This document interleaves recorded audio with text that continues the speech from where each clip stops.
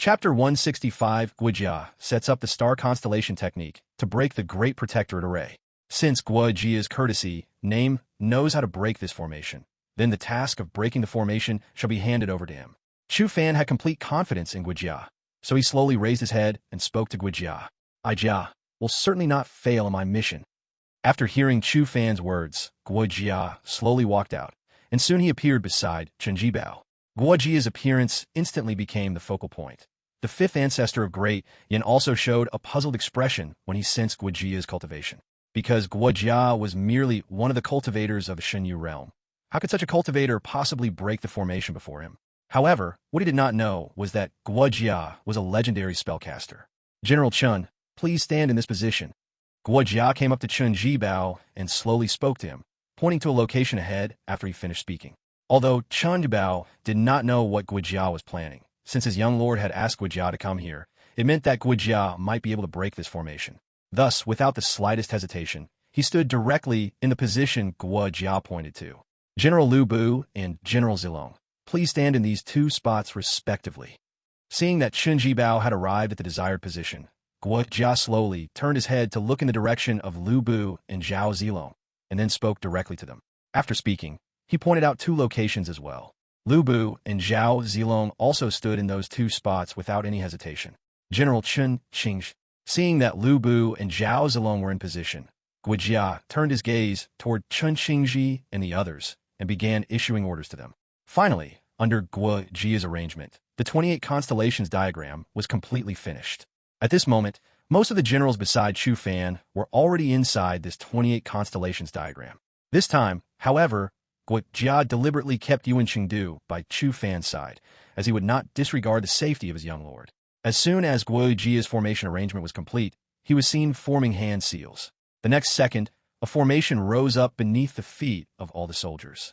Within this formation, there was the roar of the white tiger and the dragon cry of the azure dragon. Finally, a constellation diagram appeared above everyone's heads, and this constellation diagram continuously absorbed the power from within their bodies. The constellation diagram in the sky continuously transmitted this power to Chen Jibao, who was at the very front. At this moment, Chen Jibao, standing at the forefront, felt a surge of power continuously entering his body. In just the span of a breath, he felt his power double. Moreover, it was still continuously increasing.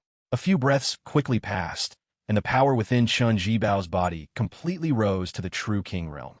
Although Chen Jibao's realm had not actually increased at this time, his strength had far surpassed his former self. Even a cultivator of the true king initial stage would not be his opponent if he stood before him. Murong Li, standing on the city wall, showed a hint of worry in his eyes when he saw this scene, because he also sensed that the power within Chen Jibao's body far exceeded what it had been just moments ago. Even the eyes of the fifth ancestor of Great Yin beside him were filled with worry. Clearly, the continuously growing qi emanating from Chen Jibao made them feel apprehensive. "General Chen, now is the time." Chen Jibao, who had been focusing on the power within his body, instantly understood after hearing his voice, and he was seen quickly thrusting his long spear forward. The terrifying power tore a gap in the entire space.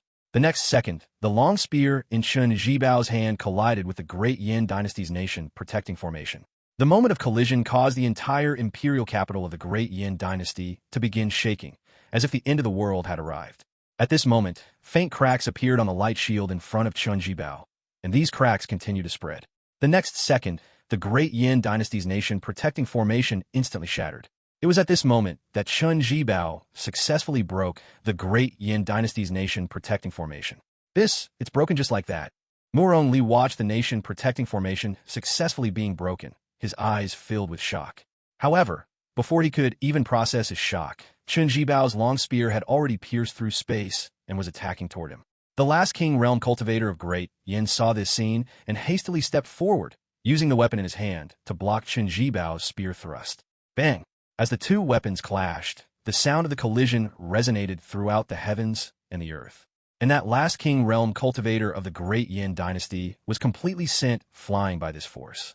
Murong Li, who was beside him, was also sent flying along with him. Their bodies were linked together, crashing into the palace behind them before slowly coming to a stop. However, the palace behind them was instantly annihilated into dust due to their collision. At the same time, a long spear was embedded in the wall, This long spear was precisely the one Qin Jibao had just thrown. If the nation-protecting formation hadn't completely mitigated the power of the long spear, then the king realm cultivator of the Great Yan Dynasty and Murong Li would have already perished entirely. But the power of the long spear was reduced by 99% by the Great Yan Dynasty's nation-protecting formation, which was why Murong Li and the king realm cultivator of the Great Yan Dynasty survived. Nevertheless, the two of them were in a miserable state. They were seen slowly crawling out of the rubble, looking disheveled, and Murong Li's face carried a hint of confusion. Clearly, he had not yet recovered from the shock of the recent attack. Attack the city! Chu Fan saw this scene, and a smile curled up at the corner of his mouth. He then slowly waved his hand toward the crowd in front of him, his voice spreading across the entire battlefield. After hearing Chu Fan's voice, Zhao Zilong and Lu Bu instantly transformed into two streaks of light and charged directly toward the city gate. As King Realm cultivators, their speed naturally could not be matched by ordinary cultivators. Therefore, in just the blink of an eye, the two had already arrived at the imperial capital city gate. Facing the gate, neither of them held back. The heavenly halberd in Lu Bu's hand directly shattered the imperial capital city gate with a single strike, and then the two began slaughtering the Great Yan Dynasty soldiers stationed at the gate. How could these soldiers possibly be opponents for King Realm experts Lu Bu and Zhao Zilong? They could only helplessly fall at the hands of Lu Bu and Zhao Zilong, without even a chance to resist. Instantly, the soldiers of the city gate were dealt with by the two men. Chapter 166 The Imperial City Gates Breakdown. Chu Fan meets Murong Li again. As Lu Bu and Zhao Zilong broke through the city gate, the Great Snow Dragon Cavalry, led by Qin Jibao, charged directly into the imperial capital. The Great Snow Dragon Cavalry was Chu Fan's strongest elite force at the moment.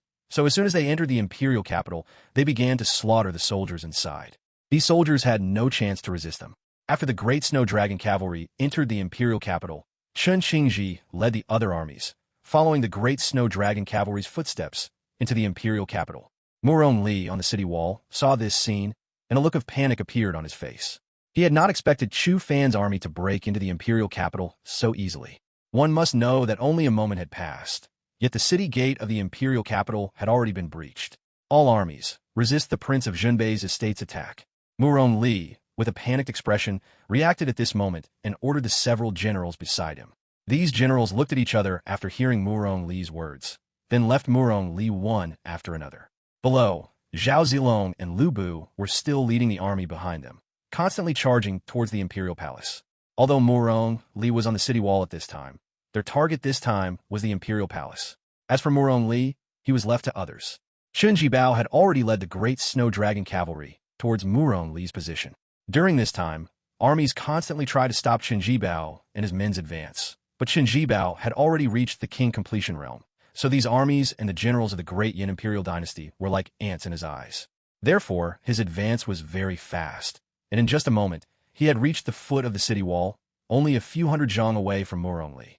I didn't expect that the thousands of years of heritage of my Great Yan Imperial Dynasty would ultimately be defeated by the Prince of Zhenbei's estate. The fifth ancestor of Great Yan looked at Qin Jibao, who was approaching them like a god of slaughter, his eyes filled with despair and a hint of reluctance on his face. I ask Venerable Hai to lead the last bloodline of my Murong imperial family to escape the imperial capital. In the future, do not think of avenging us. As long as my Murong imperial family lives on in this world, that will be enough. Then, the fifth ancestor of Great Yan glanced at an old man beside him and spoke again softly. His words carried a final trace of hope. The old man, after hearing the fifth ancestor of Great Yan's words, nodded solemnly towards him, then instantly transformed into a streak of light and headed towards the imperial palace. Although Qin Jibao also saw this scene, he did not choose to stop the old man's departure, because his current targets were Murong Li and the old ancestor of the Great Yan Imperial Dynasty. After watching Venerable Hai leave, the despair on the fifth ancestor of Great Yan's face slowly dissipated. He then fully unleashed the chi of his perfected Dharma aspect realm. At this moment, his eyes, as he looked at Qin Jibao, no longer held any hope of survival. He quickly charged towards Qin Jibao. Perhaps at this moment, he only wanted to buy some time. Murong Li, on the other hand, looked towards the Great Yan Imperial Palace with despair in his eyes. He had not expected that one day the Great Yan Imperial Dynasty would be completely breached by the Prince of Zhenbei's estate. At this moment, a glimmer of hope still remained in Murong Li's heart, as his own old ancestor was still fighting in the sky. If his own old ancestor could win that battle in the sky, then perhaps the great Yin Imperial Dynasty would not be destroyed. At this time, Chu Fan, outside the city wall, naturally saw the despair and hope in Murong Li's eyes on the city wall. He slowly rode his warhorse, accompanied by Qing Niao, into the imperial capital of the great Yin Imperial Dynasty. At the city gate, blood had already stained the ground, and the corpses of great Yin Imperial Dynasty soldiers were scattered everywhere. Seeing this scene, Chu Fan frowned, but he didn't say much. After all, death in war was normal. Then Chu Fan and Qing Niao slowly walked towards Murong Li. Seeing Murong Li in front of him again, a hint of emotion appeared on Chu Fan's face. When he had seen Murong Li before, Murong Li had been full of vigor and ambition. Although Murong Li had been wounded by his arrow at that time, he still possessed the domineering aura of a monarch. But now, Murong Li no longer had his former assertiveness. All that remained was endless desolation, as if a king from the heavens had fallen into the mortal world. Chu Fan, I didn't expect that you and I would meet in such a way. I truly regret not having killed you back then. Murong Li naturally saw Chu Fan slowly walking towards him.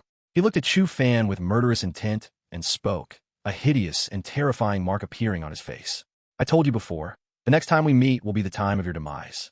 In fact, all of this is your Murong imperial family's own doing. My Prince of Jinbei's estate is merely acting in self-preservation. Chu Fan looked at Murong Li in front of him with a calm expression. When he had first transmigrated, he had never thought of killing the emperor of the great Yin Imperial Dynasty and taking the imperial throne. It could be said that all of this was because of the Murong imperial family. If it weren't for their coercion, how could the Prince of Jinbei's estate have started a war? After all, Chu Long had once been very loyal to the great Yin Imperial Dynasty. It was only after Chu Chan was assassinated that Chu Long's thoughts changed. Chu Fan, if you were in my position, would you allow the Prince of Jinbei's estate's power to continuously grow? Murong Li shook his head after hearing Chu Fan's words.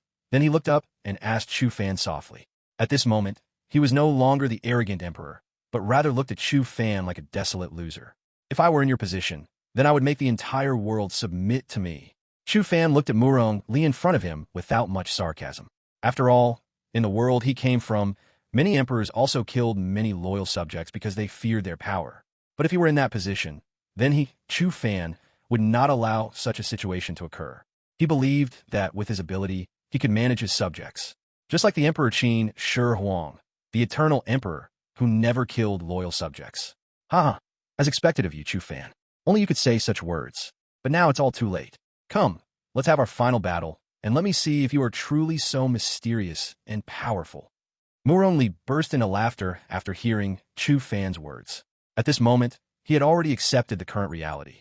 Then, a long spear appeared in his hand, and he looked at Chu Fan with profound eyes. Chapter 167 Murong Li battles Chu Fan, the extraordinary young prince. At this moment, he was no longer the emperor of the great Yin dynasty, but rather like the last general of the great Yin dynasty. Chu Fan looked at Murong Li in front of him with a smile on his face. Only such a person was worthy of being his opponent. Then, he slowly raised the silver spear in his hand and walked towards Murong Li. This long spear in Chu Fan's hand was made by craftsmen under his orders during this period, crafted entirely to his aesthetic. Perhaps the quality of this long spear couldn't compare to the instantaneous spear in Qing Niao's hand, but it was still usable for everyday purposes. The bright silver armor he wore was also crafted according to his aesthetic. It could be said that both this bright silver armor and the long spear were made during this period.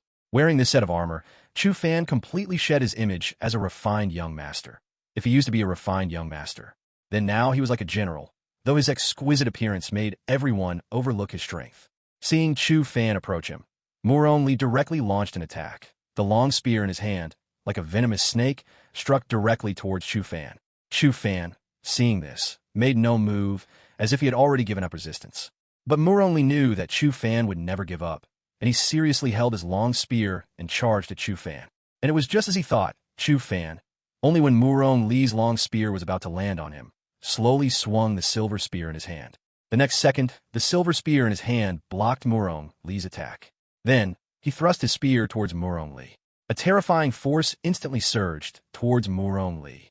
Receiving this terrifying force, Murong Li instantly shifted his long spear and used it to block Chu Fan's strike. However, Chu Fan's spear strike was not that simple, even though the long spear in Murong Li's hand had blocked the long spear in Chu Fan's hand. But his entire body was still directly sent flying by this terrifying force. He slid hundreds of feet on the city wall before slowly coming to a stop. Is this your true strength? Moore only looked at Chu Fan in front of him and couldn't help but murmur. Then he again raised the long spear in his hand and charged at Chu Fan. In fact, what Moore only didn't know was that Chu Fan wasn't serious at this moment. Otherwise, Chu Fan would only need one strike to kill him. This was also the dignity Chu Fan gave to the great Yin dynasty's last emperor. As for Qing Niao, she was guarding her young master from the side. She would not allow anyone else to disturb her young master. Just as a great battle was unfolding on Chu Fan's side, the Prince of Jinbei's estate's armies at the other 3 city gates also broke through. Qin Xiong's army was now also charging towards the imperial palace, under the charge of Luo Cheng and the 18 riders of Yinyan. The imperial capital's soldiers were no match for them and were routed in an instant. On the other side, Yu Fei's army, led by Yang Zixing, was also rapidly charging towards the imperial palace. Another army was also extremely swiftly charging towards the imperial palace. It could be said that the imperial palace was now surrounded by 4 armies. And the Murong imperial family members inside the imperial palace were all watching the battle outside with great worry at this moment. At this time, they naturally knew that this might be the time of their clan's demise. After all, the battles outside were constantly approaching their direction. Just as everyone in the Murong imperial family felt despair, Venerable Hai also appeared before them. He looked at the Murong imperial family members in front of him with a solemn expression, and his gaze finally fell upon the youngest prince of the Murong imperial family. This prince was only a few years old, but he possessed an unperturbed demeanor, making people feel extraordinary at first glance. Venerable Hai only glanced at this prince and was deeply captivated by the prince's temperament.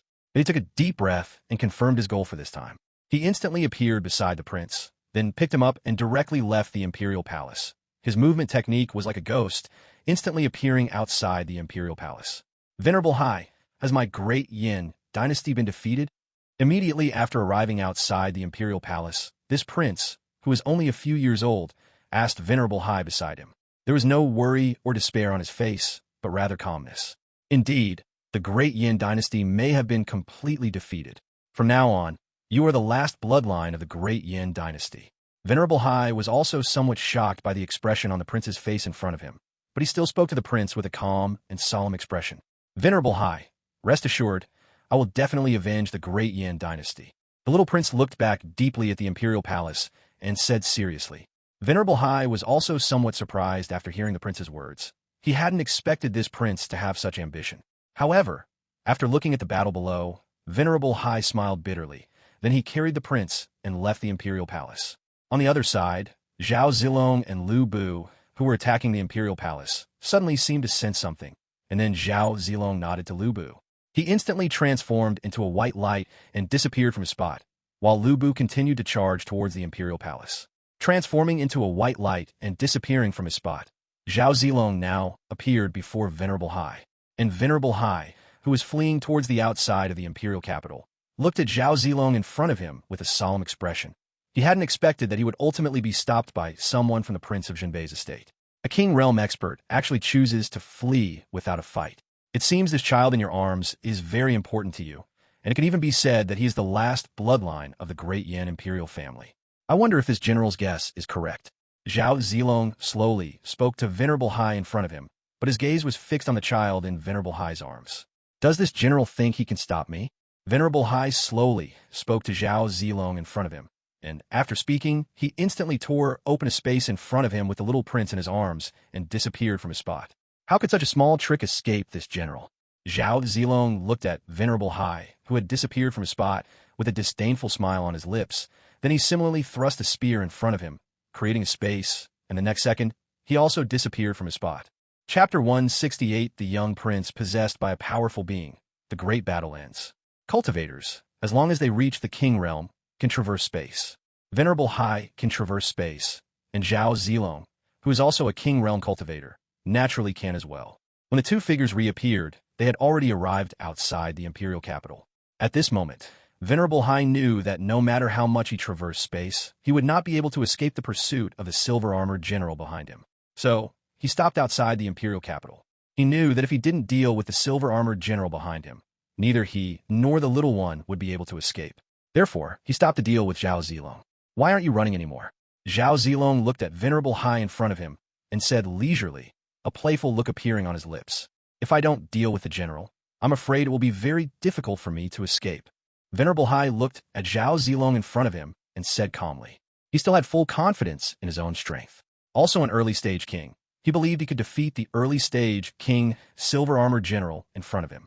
Your Highness, please wait for this old man for a moment.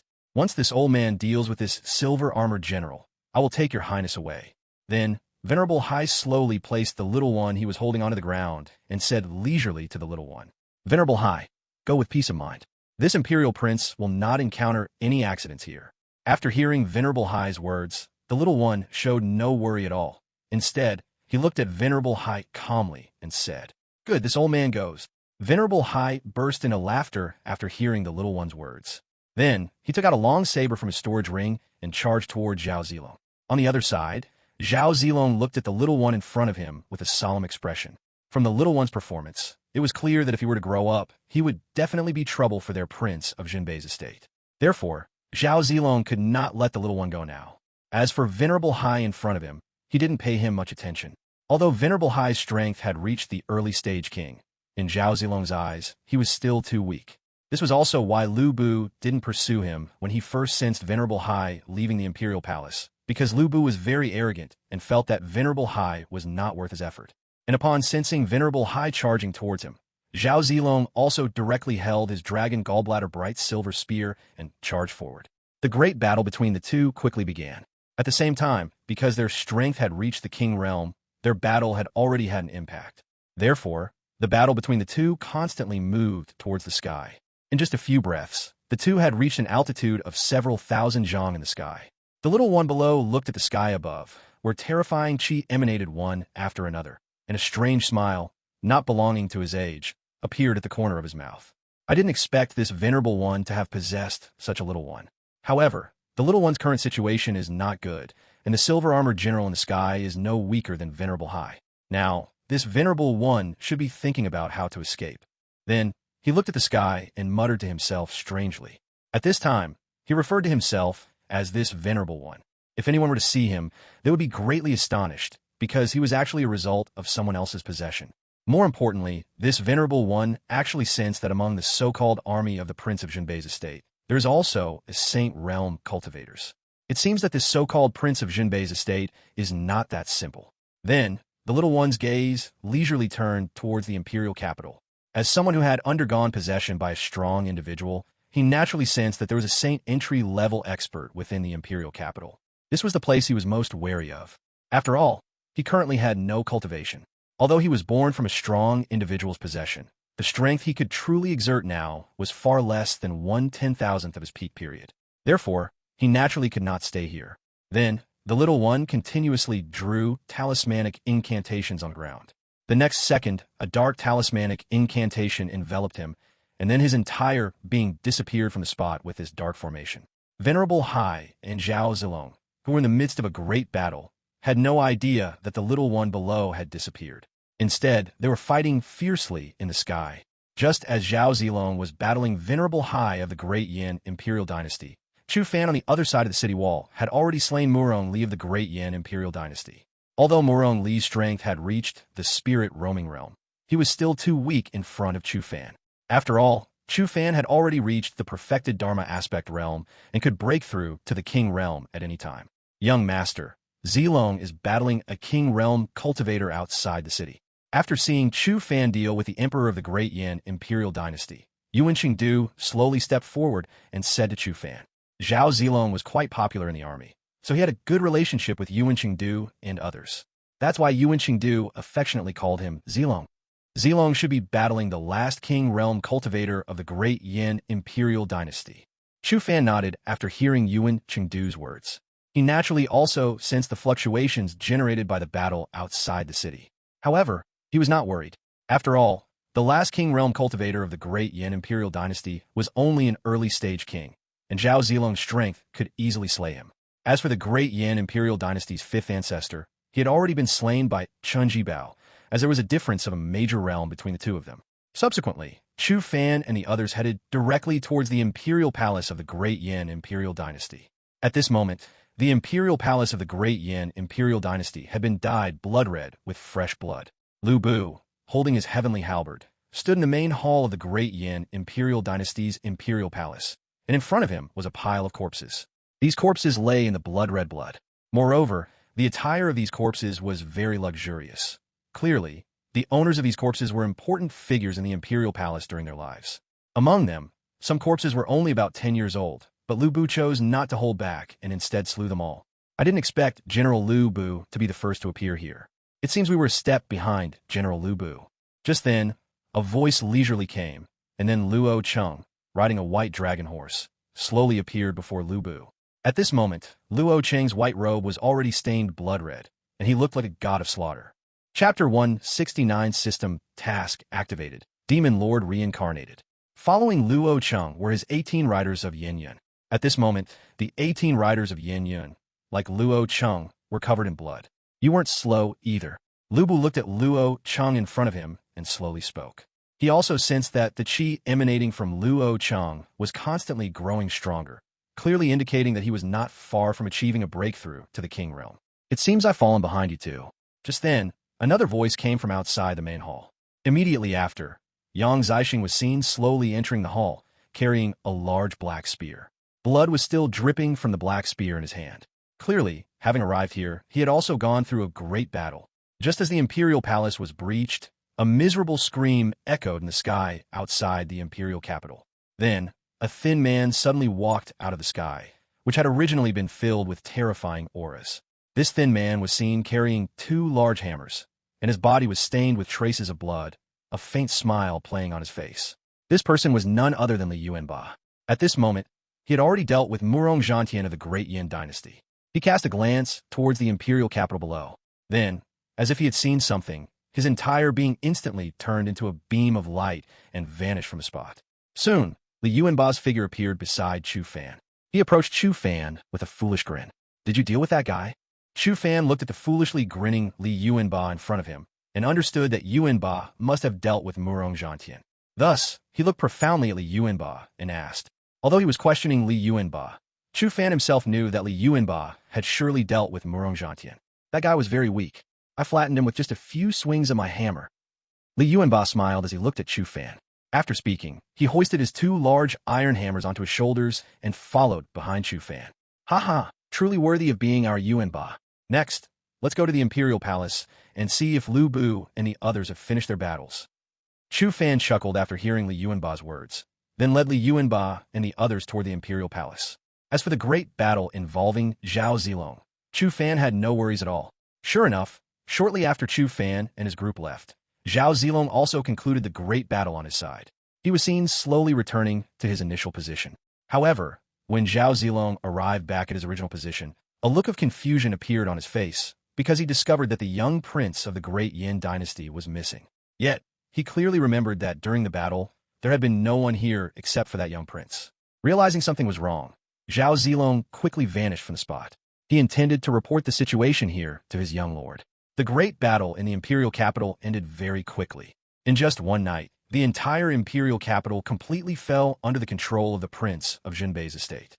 It could be said that from this moment on, the entire Great Yin Dynasty completely belonged to the prince of Jinbei's estate. Meanwhile, Chu Fan, who was inside the imperial palace, received news from Zhao Zilong. He hadn't expected that a young prince of the Great Yin Dynasty royal family had managed to escape. Moreover, he had escaped right under the nose of Zhao Zilong, a powerhouse of the king realm. Reporting to the young lord, the net of Luo and the embroidered uniform guard have searched the entire vicinity of the imperial capital, but they have not found that young prince. It is as if he has completely vanished between heaven and earth. Zhao Gao slowly appeared beside Chu Fan, speaking respectfully to him. However, when mentioning the young prince who had seemingly evaporated, a look of helplessness crossed his face. Chu Fan was also surprised upon hearing Zhao Gao's words. He had not expected that the young prince had truly disappeared right under their noses. One must know that even a Dharma aspect realm expert could not escape the surveillance of the net of Luo, let alone a mere young prince. Congratulations to the host for successfully conquering the Great Yin Dynasty. System tasks have now been activated. Task 1. Create your own Imperial Dynasty. Task 2. Resolve external threats. Task 3. Eliminate the enemy, who is the reincarnation of the Demon Lord. Upon completion of the tasks, a task gift pack will be rewarded. Just as Chu Fan was about to speak, the system in his mind began prompting him, and the system's tasks were activated at the same time. Chu Fan frowned as he looked at the tasks given by the system. The first two tasks were easy for him to solve, but the last one posed some difficulty. System, what was this Demon Lord's realm before his death? Chu Fan immediately began questioning the system about the Demon Lord. Ding, the Demon Lord's realm before his death was the Great Sage Perfection realm, and he has now achieved possession and rebirth. The person the Demon Lord performed possession on couldn't be that young prince, could it? Chu Fan seemed to have realized something and urgently questioned the system. That is correct. The Demon Lord has indeed performed possession on the young prince of the Great Yin Dynasty. Immediately after Chu Fan's voice fell, the system's voice rang out in his mind, confirming that the person who underwent possession was indeed the young prince. So, it was the Demon Lord's possession. No wonder the net of Luo and the embroidered uniform guard couldn't find his whereabouts. But even for me, finding his trace will be very difficult. After hearing the system's words, Chu Fan finally understood, and he looked profoundly out beyond the Imperial Palace. He hadn't expected that the young prince was truly possessed by the Demon Lord. If that were the case, then this young prince seemed to have truly acquired the protagonist's script. However, in this world, Chu Fan only allowed himself to be the protagonist. Everyone else would be reduced to his foil. Since we can't find him, let's complete the first and second tasks first. However, since Chu Fan genuinely could not locate the young prince right now, he turned his attention to Task 1 and Task 2. Perhaps completing these two tasks would lead him to the young prince. Go summon all the generals waiting outside the main hall. After reading the system's tasks, Chu Fan instructed Zhao Gao, who was standing before him. After this period of development, Zhao Gao's cultivation had already reached the Dharma aspect realm. Upon hearing Chu Fan's words, he quickly left the main hall. Afterward, Zhao Gao led the assembled generals into the main hall. Excitement was evident on the faces of everyone who entered the main hall, as from today onward, they were about to witness the arrival of history. We respectfully greet your highness, the young lord. Nevertheless, they all bowed respectfully to Chu Fan, showing expressions of adoration for the Chu Fan standing before them. Chapter 170. Arranging for the generals and seclusion to break through to the king realm. Chu Fan looked at the generals in the main hall, and a smile appeared on his face. At this moment, he only needed to establish an imperial dynasty to become its ruler. However, seeing Zhao alone in the hall, the smile that had just appeared on Chu Fan's lips instantly vanished. He no longer lacked generals, but he was quite short on civil officials, as a country could not rely solely on military generals to sustain itself. Net of Luo and embroidered uniform guard have sent news that Tianqing Dynasty and Fengyan Dynasty have begun to attack the territories we conquered. Therefore, I need you all to deal with the armies of these two imperial dynasties. The day you return victorious will be the time for us to create a new imperial dynasty. Chu Fan slowly spoke as he looked at the generals in the main hall, and a hint of killing intent also appeared in his eyes. However, even with such killing intent towards Tianqing Dynasty and Fengyan Dynasty, Chu Fan could not launch an attack on the two imperial dynasties at this moment. Instead, he would simply send troops to deal with the armies they dispatched. After all, the Great Yin Dynasty he had just conquered had not yet been thoroughly stabilized. But once he stabilized the Great Yin Dynasty's territory, it would be a different story. At that time, he would not tolerate these two imperial dynasties so easily. Upon hearing Chu Fan's words, the generals below all showed expressions of anger. After all, for others to try and interfere with territories they had just conquered was unacceptable to anyone. Chunjibao, this heir apparent orders you to lead the Great Snow Dragon Cavalry to deal with the Fengyan Dynasty's army. They haven't sent many troops this time, and it will be very easy for the Great Snow Dragon Cavalry to resolve them. Chu Fan nodded at the angry expressions on the faces of the generals below, then slowly turned his gaze to Chunjibao and spoke. The main reason he chose to send Chunjibao and the Great Snow Dragon Cavalry was to deter the Fengyan Dynasty, preventing them from launching further attacks in the short term. Your subordinate general accepts the order. Upon hearing Chu Fan's words, Chunjibao immediately stepped forward and said firmly. He then quickly left the main hall. At this moment, he naturally dared not delay too much. Otherwise, it would be troublesome if the Fengyan Dynasty truly entered the Great Yin Dynasty's territory. Lu Bu and Zilong. The battle on the Tianqing Dynasty side will be entrusted to the two of you. Let Qin Xiong lead the black armored iron cavalry to go with you two. Chu Fan nodded leisurely as he watched Chunjibao leave, then turned his gaze to the three, Lu Bu, and spoke directly to them. Your subordinate general accepts the order. Upon hearing Chu Fan's command, Lu Bu and the other two all stepped forward, bowed to Chu Fan, and then simultaneously left the main hall. As for the rest of you, you are to resolve the unstable elements within the Great Yin Dynasty. The specific matters will be handled by Guo Jia and Chen Qingji. Of course, during this period, Net of Luo, an embroidered uniform guard, must cooperate with the two of them. After watching the others leave, Chu Fan finally turned his gaze to the assembled crowd in the main hall. "We respectfully obey the heir apparent's command." Upon hearing his words, the people below all bowed to Chu Fan, and then everyone dispersed to begin their busy tasks. After everyone left, Chu Fan also went to the back courtyard of the Imperial Palace. At this time, the back courtyard of the Imperial Palace had been thoroughly cleaned by Net of Luo, an embroidered uniform guard. Therefore, Chu Fan saw no traces of blood upon arriving, which was the power of Net of Luo, an embroidered uniform guard. "Yuan Qingdu, I am going into seclusion now. All affairs of the Imperial Palace during this period will be entrusted to you." After arriving outside a secret chamber in the Imperial Palace, Chu Fan slowly turned his gaze to Yuan Qingdu beside him and spoke earnestly to Yuan Qingdu. The moment he stepped into the Imperial capital, Chu Fan felt that the power within his body could no longer be suppressed, so he knew that he was about to break through to the King Realm. However, even Chu Fan did not know how much time would be needed to break through to the King Realm, which was why he entrusted all affairs of the Imperial Palace to Yuan Qingdu. Yuan Qingdu could also feel the surging power within Chu Fan's body, so he cupped his hands to Chu Fan and said, "Heir apparent, rest assured, Yuan Qingdu will handle all matters of the Imperial Palace well during this time. Yuanba, you will be my protector next. During my seclusion, no one is to disturb me." "Can Yuanba do that?" Chu Fan nodded to Yuan Qingdu in front of him, then turned his gaze to Li Yuanba beside him. He naturally did not want anyone to disturb him during the seclusion. Currently, the strongest person by his side was Li Yuanba, so choosing Li Yuanba as his protector was naturally the best solution. "Heir apparent, rest assured, with Yuanba here, no one will be allowed to approach the heir apparent's place of seclusion." Upon hearing Chu Fan's words, Li Yuanba patted his chest and guaranteed.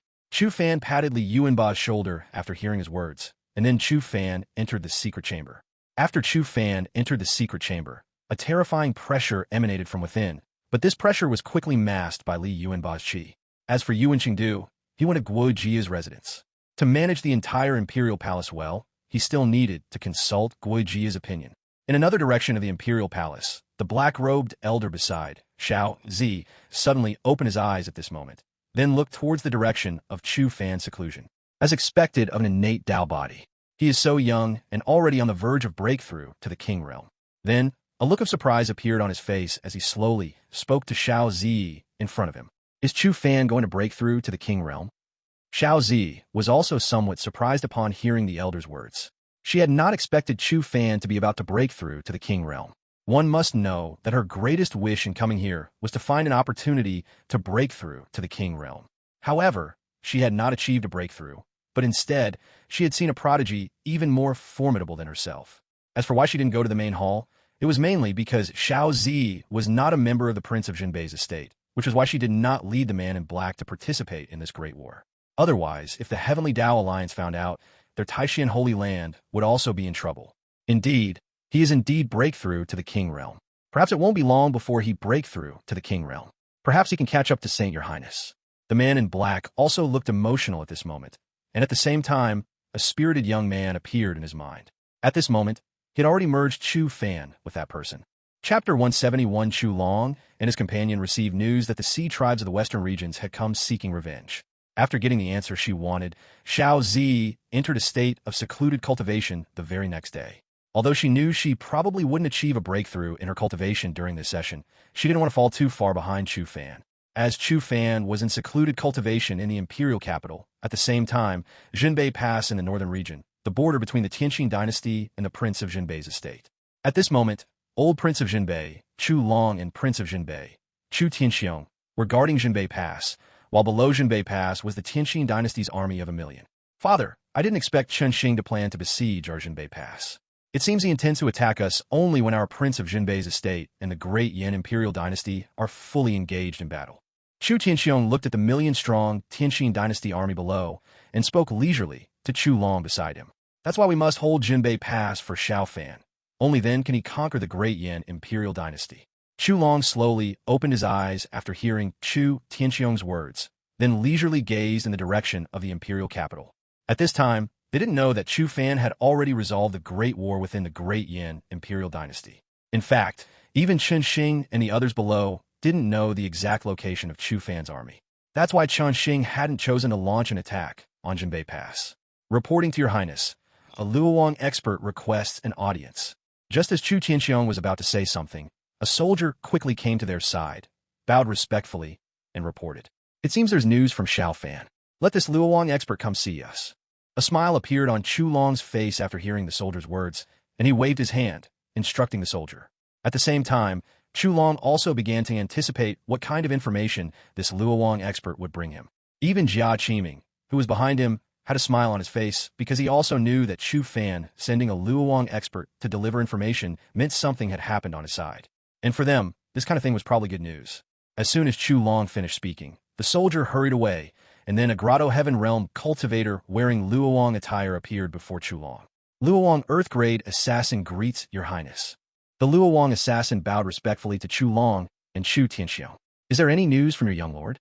Chu Long waved his hand at the Luoyang assassin in front of him, then spoke with anticipation. This is a letter the young lord asked me to deliver to your highness.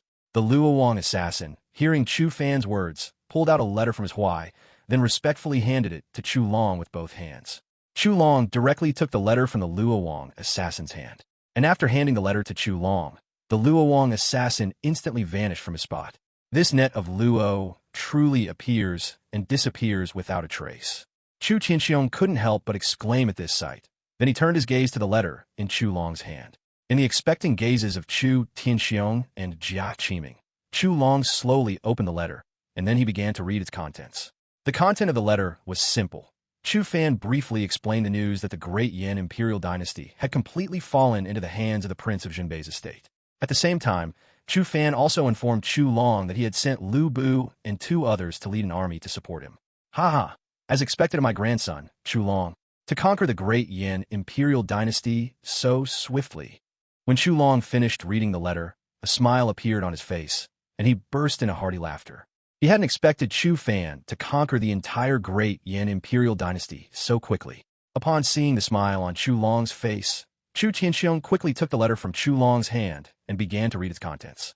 This brat truly is my progeny, to conquer the great Yan Imperial Dynasty so quickly. When Chu Tianxiong finished reading the letter, a smile appeared on his face. Just after reading the contents of the letter, a look of shock had appeared on his face. However, very quickly, the shock on his face turned into one smile after another. Now we just need to wait for Lu Bu and the others to arrive, and then we can launch a counterattack. Jia Qiming also took the letter from Chu Tianxiong's hand and read it once. Then he smiled and spoke leisurely. At the same time, his eyes were filled with anticipation. Chu Tianxiong and Chu Long nodded after hearing his words. Just as Chu Long and Chu Tianxiong received the news, an unexpected event occurred in the imperial capital. A king realm aura completely erupted in the imperial capital, and then the figure of a middle-aged man appeared above the imperial capital. The one who killed the young lord is here. The middle-aged man held a pink token in his hand, and, at this moment, the pink token in his hand was continuously flashing with light. This person was Seven Blades, a king realm member of the Sea Clan from the western regions. After many days of travel, he had finally arrived in the eastern regions, and upon arriving in the eastern regions, he had followed the light emanating from the token all the way to the imperial capital. At this time, Luo Chung didn't know that after he killed the Dharma aspect realm cultivator of the Sea Clan, an imprint had been left on him. Who dares to be so presumptuous here? Just as Seven Blades was about to follow the direction of the aura emanating from the token, a domineering voice came from the palace below, and then a golden-armored general, clad in golden armor and wielding a phoenix-winged gold halberd, appeared before him. And the aura emanating from the golden-armored general was in no way weaker than his. This person was Yuan Qingdu. The moment Seven Blades arrived in the imperial capital, he felt Seven Blades' aura. However, at that time, he had not chosen to act, but now Seven Blades' actions were tantamount to provoking them. So, Yuan Qingdu directly chose to act. I didn't expect to encounter a late king realm existence in this small eastern region. Seven Blades looked at Yuan Qingdu in front of him, and a hint of surprise appeared in his eyes, but he wasn't worried about Yuan Qingdu. Instead, he looked at Yuan Qingdu with a hint of disdain. Western regions, Sea Clans, Seven Blades. Seven Blades looked at Yuan Qingdu in front of him and spoke proudly, as if Yuan Qingdu would surrender to him upon hearing his name. Chapter 172, The Great Battle Begins, and the Origins of the Events. Although Yuan Qingdu's cultivation had reached the late king realm, he did not take him seriously. After all, in the eyes of the western region's cultivators, the cultivators of the eastern regions were weaklings. No matter where you are from, You cannot act presumptuously here, or you will be killed without mercy. Yuan Qingdu looked at 7 blades before him, his eyes filled with killing intent and warning. Although he knew that the strength of the western regions far surpassed that of the eastern regions, he would not allow anyone to act presumptuously on his young master's territory. I didn't expect a mere eastern regions cultivator to dare look down on me like this. Do you really think my western regions Sea clan is easy to bully? Upon hearing Yuan Qingdu's words, 7 blades instantly laughed, then glared furiously at Yuan Qingdu, while the aura belonging to the late king realm instantly erupted from him. As his aura burst forth, a terrifying presence appeared in the sky above the entire imperial capital, as if the end of the world had arrived. Get lost! As Yuan Qingdu felt the aura released by 7 blades opposite him, he directly smashed the weapon in his hand towards 7 blades. A terrifying force shot directly toward 7 blades. Feeling this terrifying force assaulting him, 7 blades quickly took out a weapon from his storage medium. His weapon was a 3-pointed double-edged saber, and the next second, his weapon collided with Yuan Qingdu's weapon. The terrifying force caused 7 blades to be forced into the void realm. However, how could Yuan Qingdu let him off so easily? Yuan Qingdu continued to raise the weapon in his hand and charged towards 7 blades. The terrifying force instantly tore a huge rift in the sky. In just a blink of an eye, he appeared before 7 blades and immediately struck down at 7 blades. The terrifying force instantly caused the surrounding space to tremble. Seeing this, 7 blades instantly recovered from his shock and quickly used the heavenly halberd in his hand to block the weapon wielded by Yuan Qingdu. As the sound of weapons colliding rang out, 7 blades' hands trembled incessantly, and he was sent flying out like a cannonball. After flying several miles through the air, 7 blades slowly stopped, looking at Yuan Qingdu before him, his eyes filled with disbelief. How is this possible? We are both in the late king realm, so why is your strength so powerful? 7 blades stared at Yuan Qingdu, exclaiming in disbelief, while wariness began to fill his eyes toward Yuan Qingdu. If he had looked down on Yuan Qingdu when he first appeared here, he was now filled with solemnity and wariness toward Yuan Qingdu. Nothing is impossible. You are too weak. Yuan Qingdu looked at 7 blades and said in a deep voice. Then he once again raised the weapon in his hand and charged towards 7 blades. 7 blades now understood Yuan Qingdu's strength, so he brought out all of his power. The great battle between the two was imminent. As the battle between the two unfolded, the entire sky turned gloomy, and sounds of weapons colliding could be heard repeatedly from above. And while the sounds of weapons colliding echoed, waves of oppressive power continuously descended. The generals remaining in the imperial capital all turned their gazes toward the dark scene in the sky. Luo Cheng, who had already reached the perfected Dharma aspect realm, now showed a hint of surprise on his face. I didn't expect it to be his clan that came. Feeling the familiar aura in the sky, Luo Cheng sighed softly and spoke. At this moment, he also guessed who the aura in the sky belonged to. General Luo, do you know the identity of the enemy who is currently fighting General Yuan in the sky? Chen Qingji was also surprised upon hearing Luo Cheng's words, so he turned around and started questioning Luo Cheng. The others, upon hearing Chen Qingji's words, also stared at Luo Cheng with puzzled expressions. That's right. If my guess is correct, he is a member of the Western Region's Sea clan. Luo Cheng immediately stated his guess after hearing Chen Qingji's words. Although it was only a guess, Luo Cheng was completely confident. Is there any enmity between the Western Region's Sea clan and our Prince of Jinbei's estate? Yang Tianzhan stepped forward and asked doubtfully after hearing Luo Cheng's words. He had never heard of any enmity between the Western Region's Sea clan and the Prince of Jinbei's estate. He figured the Sea clan members in the Western regions wouldn't even deign to look at their Eastern regions, let alone harbor hatred for the Prince of Jinbei's estate. At this time, it was not just Yang Tianzhan. Even Ouyang Tian was staring at Luo Cheng with a puzzled expression. Do you all still remember the Sea clan behind Jinhai City?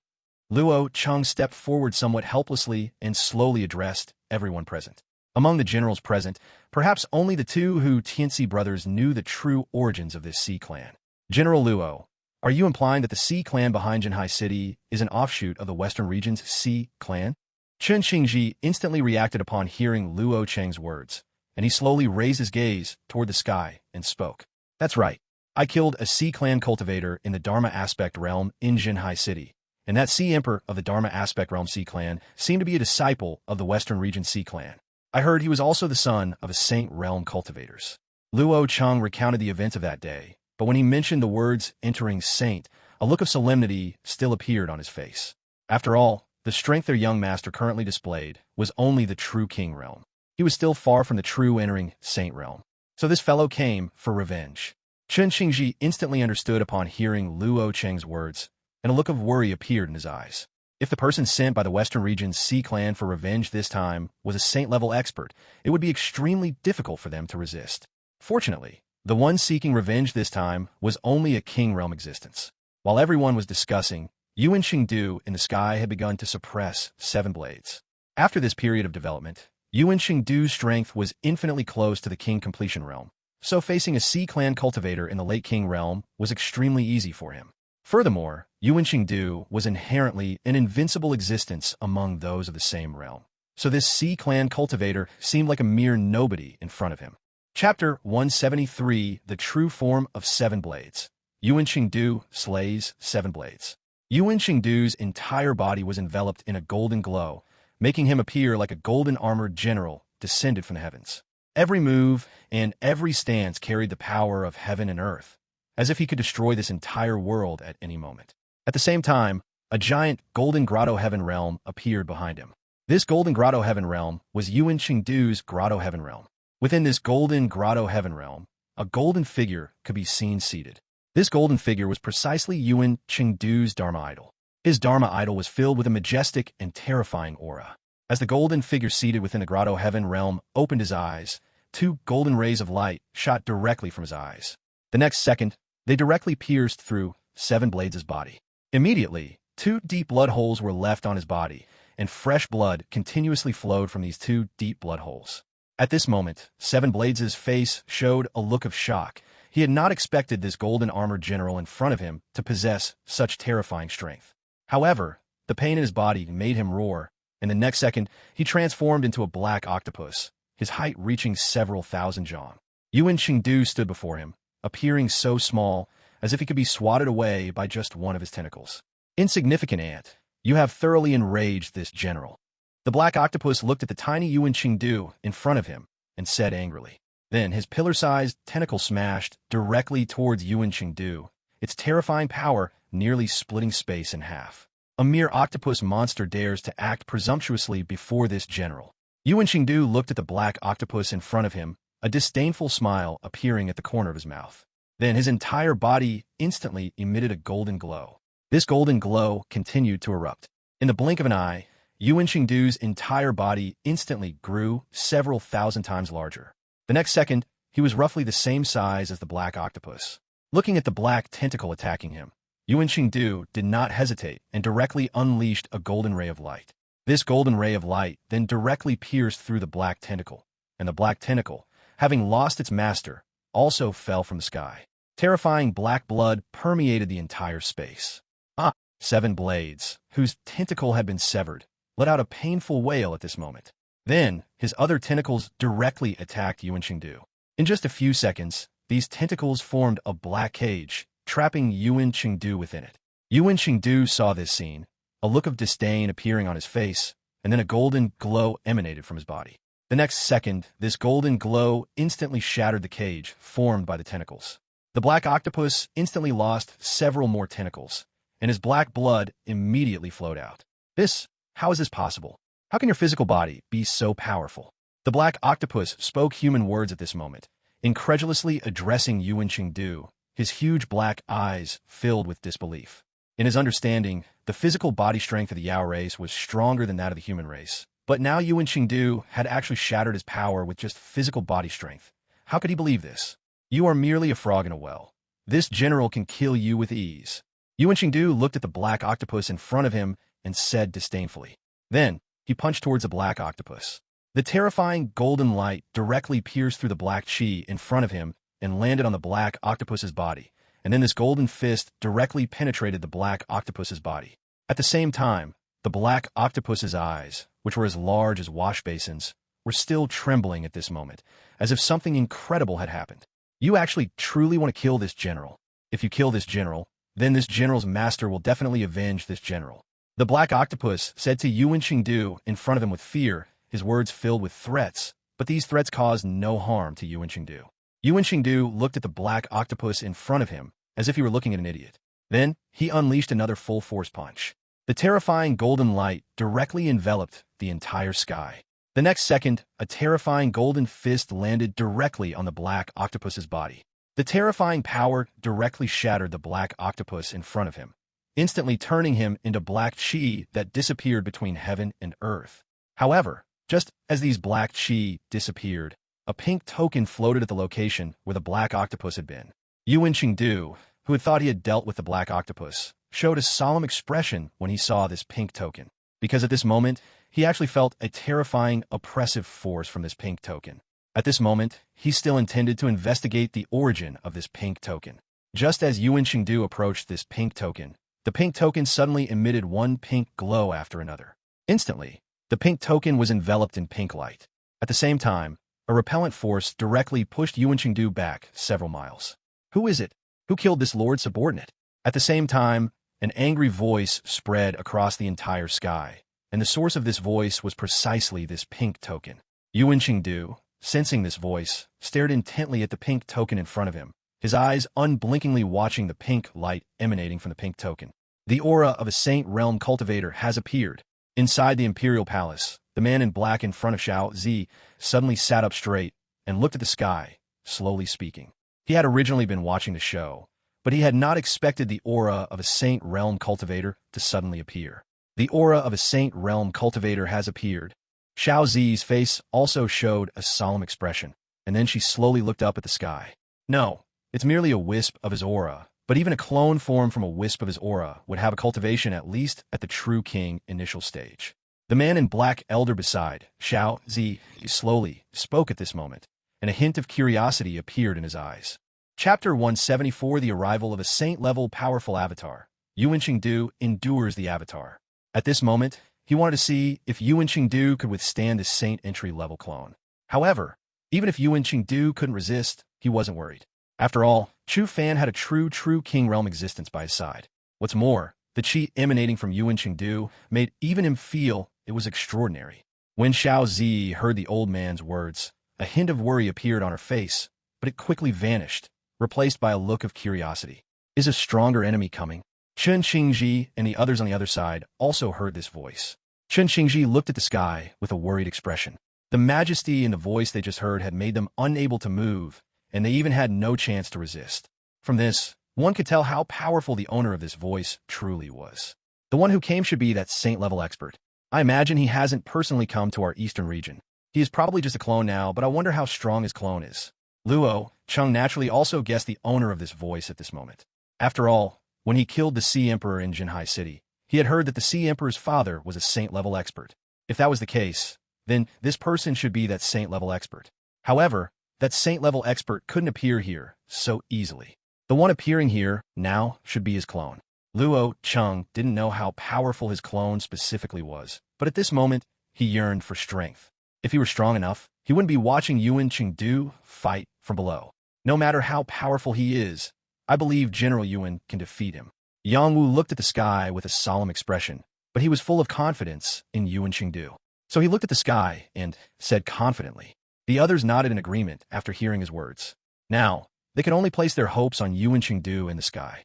Just as everyone placed their hopes on Yuan Qingdu, Li Yuanba's voice came from Yuan Qingdu's side. The strength of this gathering clone should be in the true king initial stage. If you're not his opponent, let me take over. Yuan Qingdu also relaxed after hearing Li Yuanba's voice. At first, he was worried about how powerful the incoming person would be, but if it was just a cultivator in the true king initial stage, he was not afraid. Let me handle this fight. I need to use this battle to break through to the king perfection realm. Upon learning the true cultivation of this clone, Yuan Qingdu immediately replied to Li Yuanba. The way they communicated was through sound transmission, so no one else heard their voices. All right, be quick. Don't disturb the young master's seclusion. Li Yuanba's tone was a bit disappointed after hearing Yuan Qingdu's reply. After replying to Yuan Qingdu, Li Yuanba continued to sit outside the secret chamber, waiting for Chu Fan's seclusion to end. Yuan Qingdu, on the other hand, carefully watched the pink figure gathering in front of him. As time passed, an old man's figure appeared before Yuan Qingdu. The old man was wearing a red robe and exuded an aura of majesty. You are the one who killed my people. You truly don't know your place. As soon as the old man appeared, he instantly looked at Yuan Qingdu and spoke to him in a hoarse voice. Those who trespass into the imperial capital shall be killed without mercy. Although Yuan Qingdu felt a terrifying pressure from the old man in front of him, he still took a step forward without yielding and spoke to the old man. His voice was filled with dominance and confidence. A mere king realm ant, who gave you such confidence? When the old man felt the aura of Yuan Qingdu, which was only at the late king realm, a look of disdain appeared on his face. Then he instantly unleashed his true king realm aura. If you want to fight, then fight. Why so much nonsense? Yuan Qingdu charged directly at the old man, enduring the pressure. A terrifying golden fist enveloped the entire sky. A powerful force directly attacked the old man. The old man was also somewhat surprised when he felt the power of Yuan Qingdu's strike. He had not expected this mere late king realm ant in front of him to be able to unleash the power of the king perfection realm. However, the old man did not take Yuan Qingdu seriously at this moment. Instead, he directly struck out a palm towards Yuan Qingdu, and a terrifying force instantly swept across the entire sky. At the same time, a terrifying pressure also appeared over the entire imperial capital. Clearly, this palm was not just aimed at Yuan Qingdu. Feeling this terrifying power, Yuan Qingdu also directly punched towards the palm. The next second, his golden fist collided with the giant palm. The moment of impact, Yuan Qingdu felt a terrifying pressure. A power that he could not resist directly sent him flying. His entire body was thrown out like a cannonball. Although a part of the old man's palm was offset by Yuan Qingdu's power, it was still continuously pressing down towards the imperial capital at this moment, as if it wanted to completely crush the imperial capital below. How dare you? Be careful, young master will destroy you. Just as this palm was about to land on the imperial capital, an arrogant voice came from within the imperial capital. Immediately after, a huge hammer flew directly out from within the imperial capital. The next second, it directly shattered the giant palm in the sky. Then, this huge hammer returned to the imperial capital. Oh, I didn't expect this small eastern region to actually have a true king realm existence. The old man also sensed Li Yuanba's presence at this moment. So, he looked at Li Yuanba's direction with some surprise. Your opponent is not this young master. Yuan Qingdu, go deal with him. Li Yuanba naturally also felt the old man's gaze. So, he spoke to the old man with an arrogant expression. After speaking, he continued to carry the hammer that had just flown out on his shoulder, then leisurely sat cross-legged on the ground. I will deal with him very quickly. At this moment, Yuan Qingdu, who had been sent flying, also returned. He held the phoenix-winged golden halberd in his hand, and his entire body radiated a golden light, as if he were an immortal descended from the heavens. How dare you be so contemptuous of me? You're courting death. The old man was completely enraged by Li Yuanba and Yuan Qingdu's words at this moment. He conjured a large hand and was about to grab Yuan Qingdu. Chapter 175 Yuan Qingdu breaks through his realm, Luo Cheng's urgency. As a dignified saint-level expert, he was now actually being looked down upon by an ant in the king realm. How could he possibly accept this? The terrifying palm directly clawed towards Yuan Qingdu. Yet, when Yuan Qingdu below saw this scene, not only did he show no sign of worry, but a hint of excitement appeared on his face. He wielded the phoenix-winged gold-plated halberd in his hand and charged directly at the giant palm, his entire being transforming into a golden streak of light. Like a shooting star, he plunged towards a colossal palm. The next second, the phoenix-winged gold-plated halberd in Yuan Qingdu's hand collided with the giant palm. The instant they collided, terrifying fluctuations spread throughout the entire sky. At that moment, the giant palm slowly began to show cracks before shattering completely. How is this possible? How could a mere king realm cultivator shatter my move? When the old man saw this scene, an expression of disbelief appeared on his face. He had not expected his palm strike to be dispersed by this small late king realm cultivator. He knew that this palm strike of his was capable of defeating an existence at the king completion realm, yet now he couldn't even subdue a late king realm cultivator. Nothing is impossible. In my eyes, you're just a slightly stronger enemy. Yuan Qingdu looked at the old man before him without much worry, instead staring at him with excitement. Immediately afterward, he raised the phoenix-winged gold-plated halberd in his hand and charged toward the old man. His aura grew increasingly powerful, constantly moving toward the king completion realm. Clearly, Yuan Qingdu had reached the verge of a breakthrough. You want to use this old man's power to achieve a breakthrough. How could I possibly let you succeed? Seeing Yuan Qingdu's aura continuously growing, the old man opposite him realized his intention and sneered dismissively at Yuan Qingdu. Then, a long sword appeared in his hand. The old man holding the long sword exuded a sharp aura. The long sword in his hand seemed to multiply into thousands, which then attacked Yuan Qingdu. Excellent. Upon seeing this, Yuan Qingdu's face showed no worry, but rather a hint of excitement. The phoenix-winged, gold-plated halberd in his hand was wielded so tightly that it was impenetrable, and in just a moment he struck down all the illusory swords in the sky. At this moment, his aura grew even stronger, and he was getting closer and closer to the true king completion realm. The old man had not expected Yuan Qingdu, who was only in the late king realm, to possess such strength. But at this point, he had no choice but to continue fighting Yuan Qingdu. The two exchanged blows fiercely in the sky, and the battle quickly lasted for hundreds of moves. During these 100 moves, although streaks of blood appeared on Yuan Qingdu's golden armor, he became increasingly frenzied. Suddenly, an extremely terrifying aura burst forth from Yuan Qingdu, and he burst into laughter. At this moment, he successfully achieved a breakthrough to the king completion realm. He successfully entered this realm by relying on the pressure exerted by the old man before him.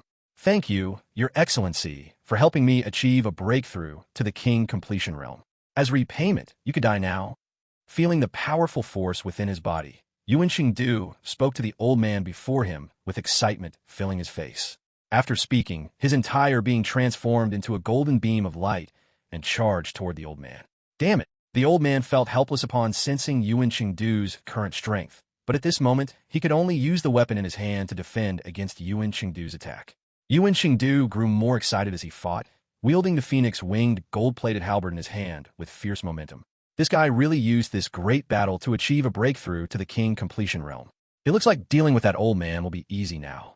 Li Yuanba, sitting outside the secret chamber, naturally noticed the changes in the sky. An excited expression appeared on his face as he stared intently at the battle above. If he wasn't guarding Chu Fan, he probably would have already started fighting the old man in the sky. However, Li Yuanba now shifted his excited attention toward Yuan Qingdu, as only Yuan Qingdu was worthy of being his opponent. General Yuan achieved a breakthrough during this great battle. It seems the conclusion of this battle is imminent. At the same time, Chen Qingji and the others on the other side also sensed the sudden surge in Yuan Qingdu's aura. That's right, General Yuan could fight him to a standstill even before his breakthrough. Dealing with him after the breakthrough will be even simpler. Yang Wu also looked up at the sky with admiration. Although Yuan Qingdu rarely took action, this did not prevent him from admiring Yuan Qingdu. After all, Yuan Qingdu's opponents always far exceeded their imagination. It seems it is also time for me to achieve a breakthrough to the king realm. Luo Cheng looked at Yuan Qingdu and the old man battling in the sky, a hint of helplessness appearing on his face, but soon his helplessness turned into determination. As the seventh hero of the Sui and Tang dynasties, his talent naturally far surpassed that of others. After all, at just 14 years old, he could already fight against the various heroes of the Sui and Tang dynasties. Therefore, his talent was probably only slightly weaker than Yuan Qingdu, Li Yuanba, and Pei Yuanqing, just as the people below were still observing the battle above. At this moment, under Yuan Qingdu's fierce attacks, the old man slowly began to fall into a disadvantage. Watching the increasingly terrifying Yuan Qingdu before him, the old man's face held a trace of unwillingness. He had never expected that one day he would be defeated by a king realm cultivator. It's time for this to end. Take this move of mine. Yuan Qingdu looked at the old man before him without the slightest pity. Golden light erupted from his body, and his entire figure instantly grew thousands of feet tall. The golden figure looked as if it was about to tear the entire sky apart. At the same time, the phoenix-winged, gold-plated halberd in his hand was like a pillar supporting the heavens. Yuan Qingdu wielded the phoenix-winged, gold-plated halberd, which was the size of a heavenly pillar, and crushed it toward the old man. Seeing this scene, the old man hurriedly manifested his true form. The next second, a pink octopus appeared before Yuan Qingdu. This pink octopus was several times larger than the black octopus from before, but it still held no advantage against Yuan Qingdu. Chapter 176, Slaying the Saintly Avatar. The Fengyun Dynasty army arrives in the Southern Territory. At the same time, a pink light shield appeared in front of the pink octopus, enveloping it. It seemed as if it wanted to use this light shield to block Yuan Qingdu's attack. But how could Yuan Qingdu's attack be so easily blocked? Yuan Qingdu's phoenix-winged, gold-plated halberd, in his hand, was like a celestial pillar crashing down from the sky, directly striking the pink light shield. The moment of impact, the entire sky seemed to be torn apart, and a terrifying wave of energy spread outwards. Within the imperial capital, Li Yuanba, a true king realm expert, was stationed, so this terrifying wave was extinguished by his aura just as it was about to reach the capital. Therefore, this terrifying wave did not affect the imperial capital. However, the pink light shield in front of the pink octopus developed a crack due to Yuan Qingdu's terrifying blow. Moreover, this crack continued to spread. An incredulous look appeared in the pink octopus's eyes. He had not expected Yuan Qingdu to shatter his shield with just one strike. Sure enough, in the very next second, Yuan Qingdu's phoenix-winged gold-plated halberd directly pierced through the pink light shield, then, with undiminished power, surged towards the pink octopus. At this moment, the pink octopus wanted to dodge the blow by maneuvering, but how could Yuan Qingdu's attack be so easily avoided? Yuan Qingdu's phoenix-winged gold-plated halberd arrived above the pink octopus's head in the blink of an eye, then, without any surprise, chopped down towards the pink octopus. Knowing he couldn't dodge, the pink octopus also moved quickly. He directly tore open a space in front of him, wanting to enter it to avoid the attack. But before he could enter the space, Yuan Qingdu's phoenix-winged gold-plated halberd had already smashed towards him. Ah! As a scream echoed throughout the sky, more than half of the pink octopus's body was cleaved off by Yuan Qingdu's phoenix-winged gold-plated halberd. At this moment, Yuan Qingdu had no intention of stopping. Instead, he continued to wield his phoenix-winged gold-plated halberd and charged towards the pink octopus. Because the previous strike had caused immense damage to the pink octopus, he now had no strength left to face Yuan Qingdu's phoenix-winged gold-plated halberd. Ultimately, this pink octopus could only silently perish beneath Yuan Qingdu's phoenix-winged gold-plated halberd. However, this was merely a clone of his. After dealing with this pink octopus, Yuan Qingdu took a deep breath. Although he had successfully achieved the king completion realm by defeating this pink octopus, if he couldn't quickly slay this pink octopus, then the subsequent battle would become even more difficult. Looking at the scattered battlefield, Yuan Qingdu put away the phoenix-winged gold-plated halberd in his hand. Then his entire being appeared directly within the imperial capital. Meanwhile, in the Western Sea, the elder with long pink hair suddenly opened his eyes, looking towards the eastern region with killing intent. I didn't expect a mere eastern region to have someone capable of slaying my clone. How interesting. Once this old man resolves matters in the sea region, I will come find you. Then, the elder murmured softly.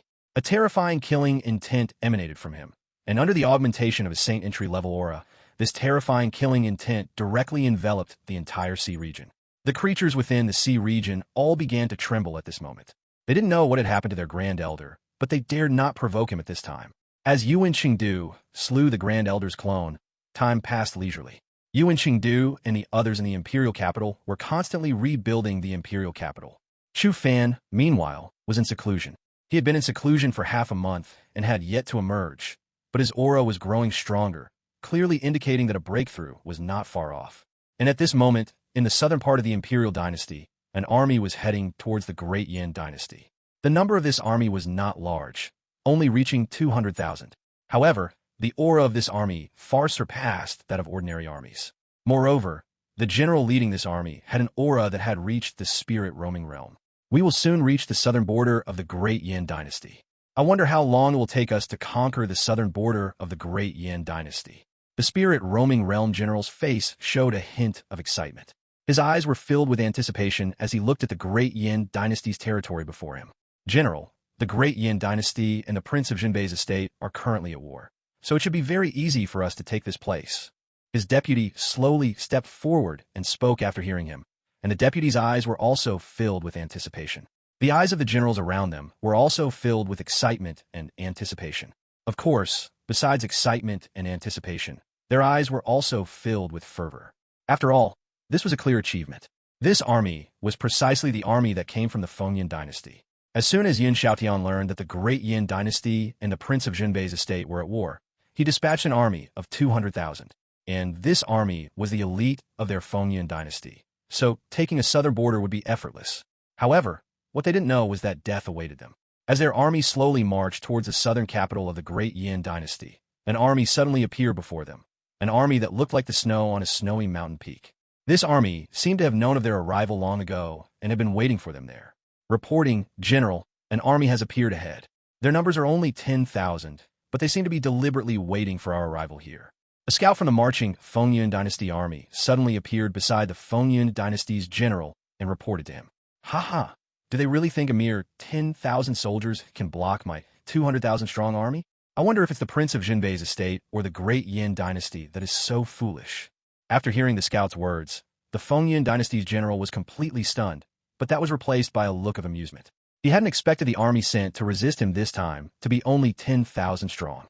One must know that with the 200,000 strong army behind him, he was confident in defeating the Great Yin Dynasty's 400,000 strong army.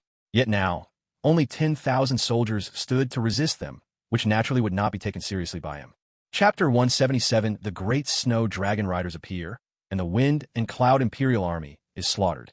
The other generals also laughed along with their commander after hearing the scout's report. In their eyes, these 10,000 soldiers were nothing but a joke. However, what they did not know was that these 10,000 soldiers would soon bury their 200,000 troops. Continue advancing. This general wants to see just who has the audacity to bring 10,000 troops to stop this general. This general of the Fengyin Dynasty recklessly issued a direct command to the army behind him. Subsequently, the 200,000 strong army of the Fengyin Dynasty marched directly toward the 10,000 unknown soldiers ahead. Soon, 10,000 soldiers appeared before the Fengyin Dynasty's army. These 10,000 soldiers were all clad in silver armor, looking like a white defensive line. Who is ahead? How dare you obstruct the advance of my Fengyin Dynasty's army? Seeing that there were indeed only 10,000 soldiers ahead, the Fengyin Dynasty general arrogantly stepped forward and spoke to the troops. Immediately after his voice fell, a general clad in a white robe slowly rode his warhorse out from among the 10,000 troops. This is the territory of my Prince of Jinbei's estate. Do you, the Fengyin Dynasty, truly think you can lay claim to it? Then, the white-robed general slowly raised his head, looked toward the Fengyin Dynasty general, and spoke, his eyes filled with disdain.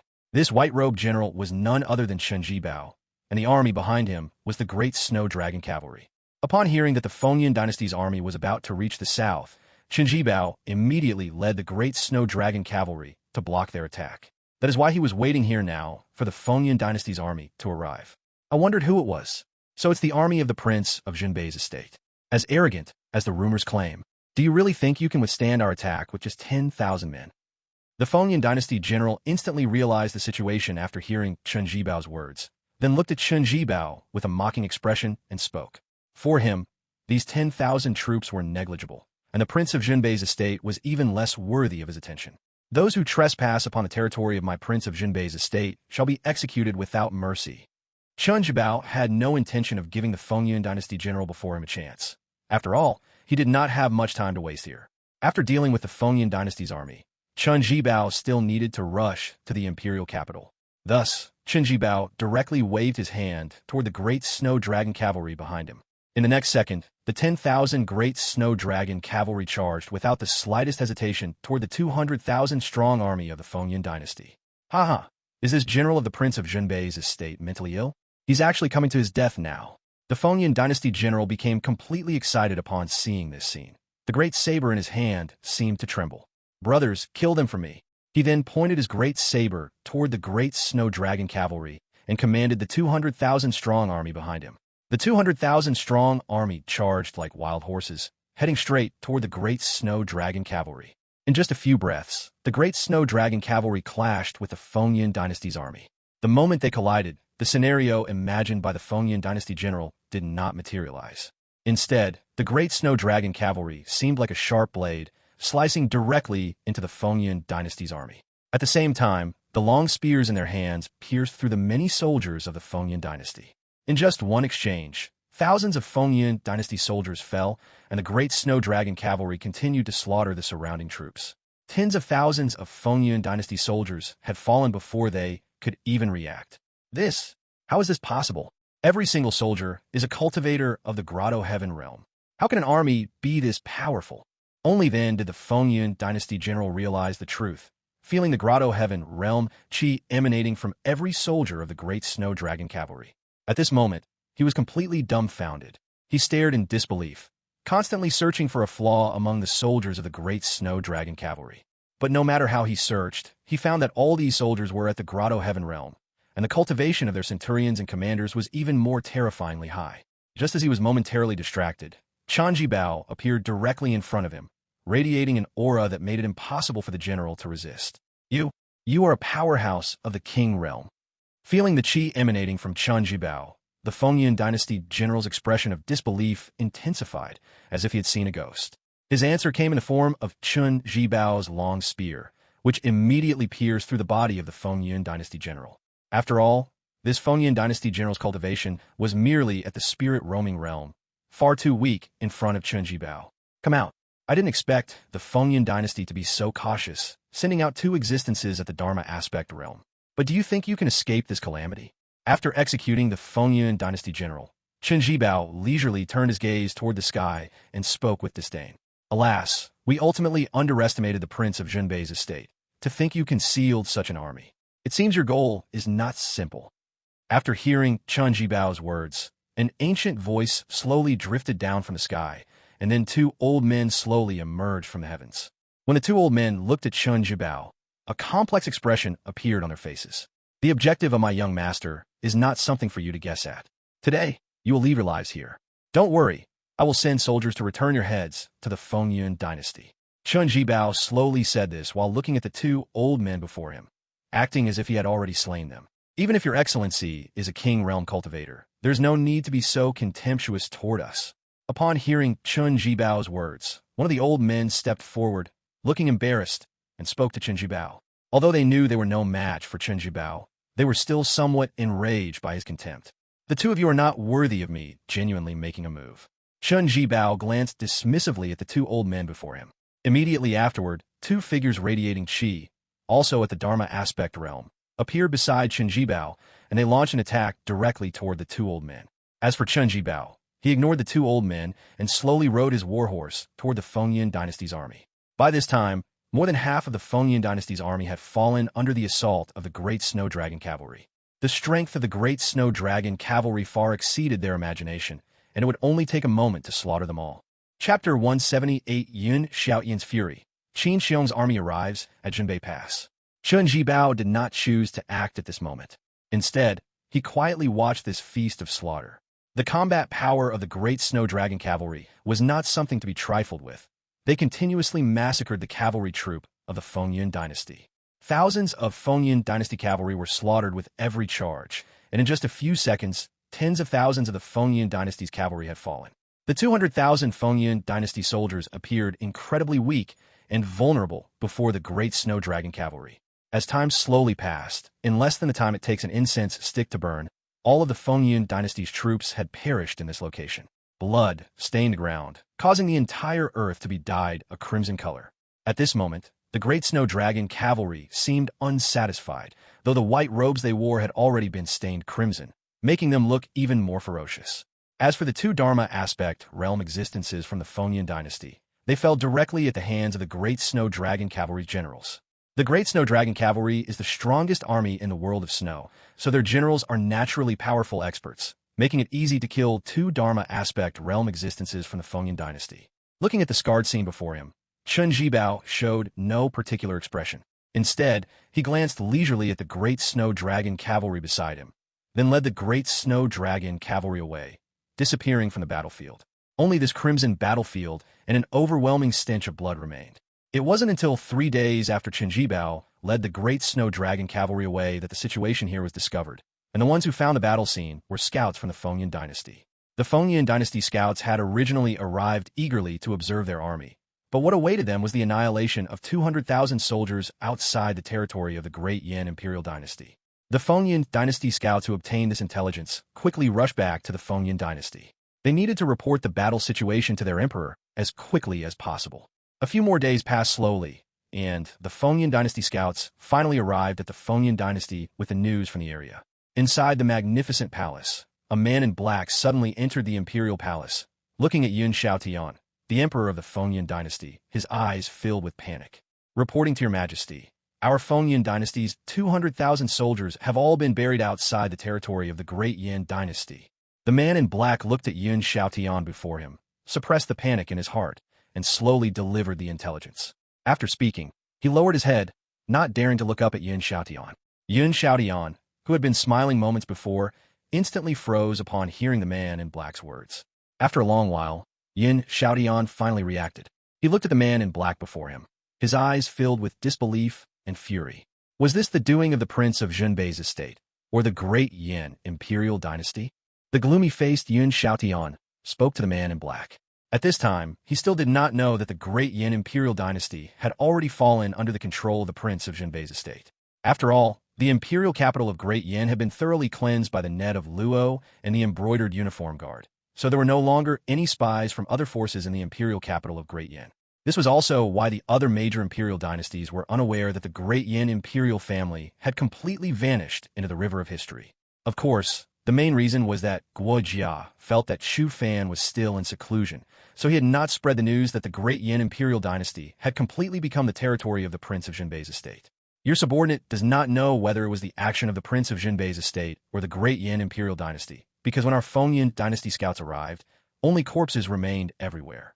Furthermore, the opposing side annihilated our Fengyan dynasty army with overwhelming force, not even leaving a single survivor.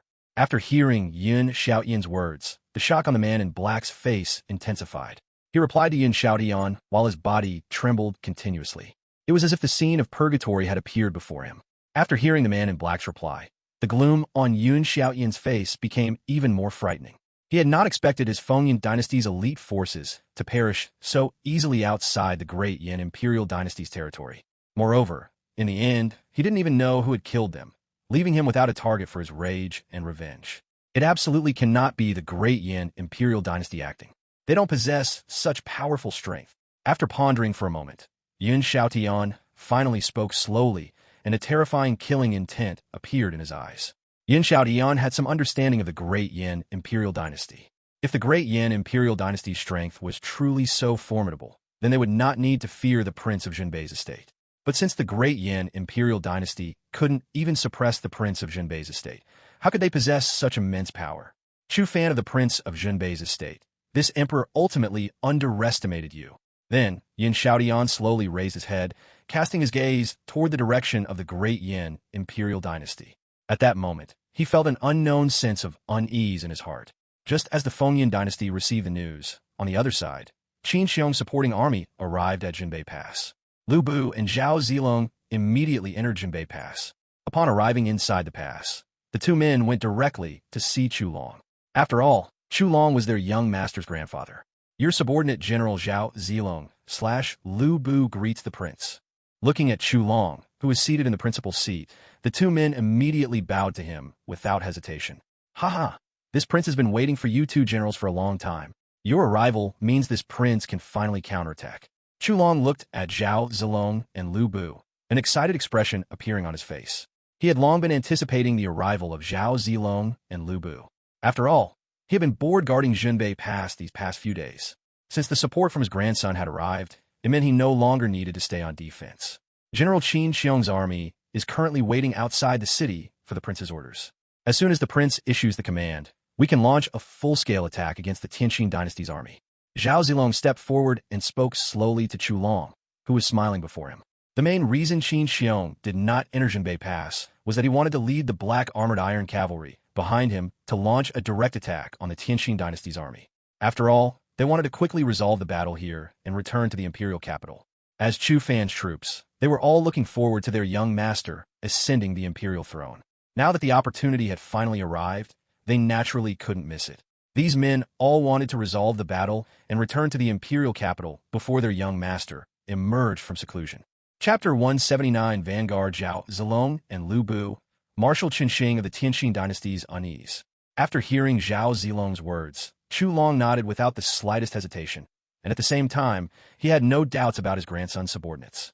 After all, the strength of neither Zhao Zilong nor Lu Bu could be underestimated, especially since Zhao Zilong had once led merely 3,000 White Horse volunteers to cut through tens of thousands of enemy troops in the western region. Since General Qin Xiong has made his plans, then let us launch a full-scale attack. Chu Long slowly returned to his seat, then slowly spoke to the generals below, who were all filled with anticipation. Your subordinate general obeys the order. All the generals stood up and spoke after hearing Chu Long's words, their eyes shining with unprecedented brilliance. They had truly been bored holding back for so many days, and now was the perfect opportunity to vent their frustration. Your subordinate General Zhao Zilong requests to fight. Zilong wishes to be the vanguard this time. After hearing Chu Long's words, Zhao Zilong slowly stepped forward and spoke to Chu Long. Because Chu Fan was the heir of the Prince of Jinbei's estate, they held the Prince of Jinbei, Chu Long in great respect. Your subordinate, General Lu Bu, likewise requests to fight as the vanguard this time. After hearing Zhao Zilong's words, Lu Bu stood beside Zhao Zilong without the slightest hesitation, a look of confidence appearing on his face. Since both generals wish to serve as the vanguard this time, then the role of vanguard shall be entrusted to the two of you. Chu Long naturally knew the strength of Zhao Zilong and Lu Bu, so he was not too surprised that they wanted to be the vanguard this time. Instead, he immediately agreed to their request. Following Chu Long's command, Zhao Zilong and Lu Bu led their armies directly out of the gates of Jinbei Pass. The army behind Zhao Zilong was the White Horse Volunteers, while the army behind Lu Bu consisted of 20,000 black armored iron cavalry. The opening of Jinbei Pass completely drew the attention of Chen Xing on the Tianqing dynasty side. Chen Xing had been observing Jinbei Pass all these days, so any movement from Jinbei Pass could not escape his notice. Why did Jinbei Pass suddenly open? Based on the actions of Chu Long, that old fox, he would never open Jinbei Pass so easily. Does he have some plan this time?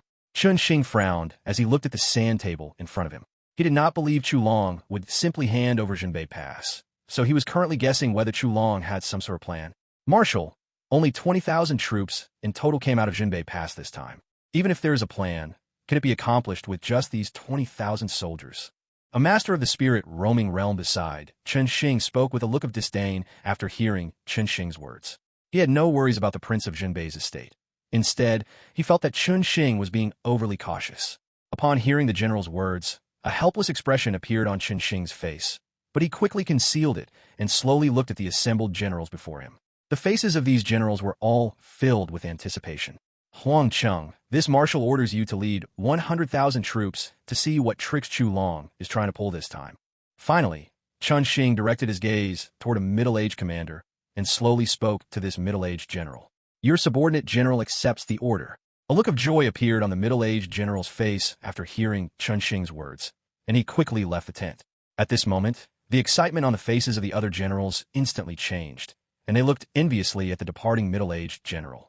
Chen Xing did not pay attention to the expressions of the other generals present. Instead, he quickly left the tent. He wanted to watch this great battle and then deduce Chu Long's true intentions. However, what he did not know was that Chu Long had no plans this time. Instead, he intended to simply sweep through them.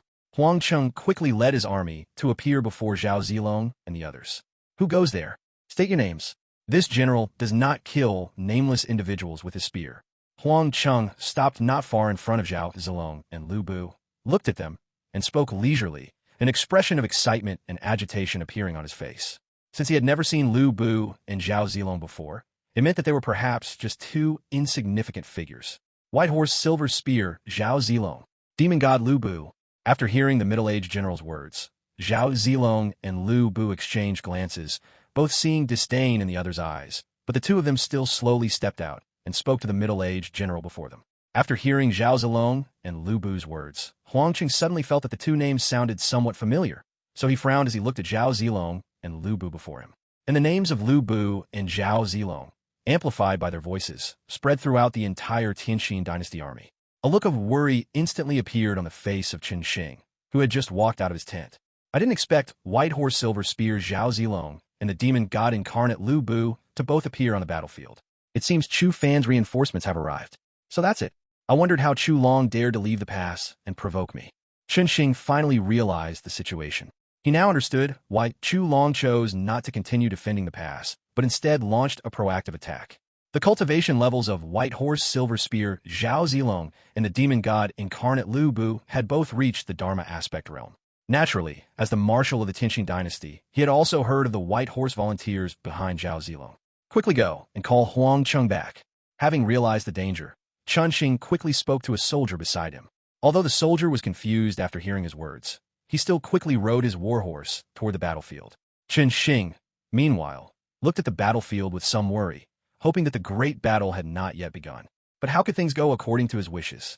After stating their names, Zhao Zilong and Lu Bu immediately rode their warhorses and charged toward Huang Cheng. And the armies behind them followed the two men's footsteps, charging directly toward the 100,000 soldiers of the Tianqing dynasty. Huang Cheng did not expect Zhao Zilong and Lu Bu to charge against his side with only 20,000 troops, so he furiously headed straight toward Zhao Zilong and Lu Bu.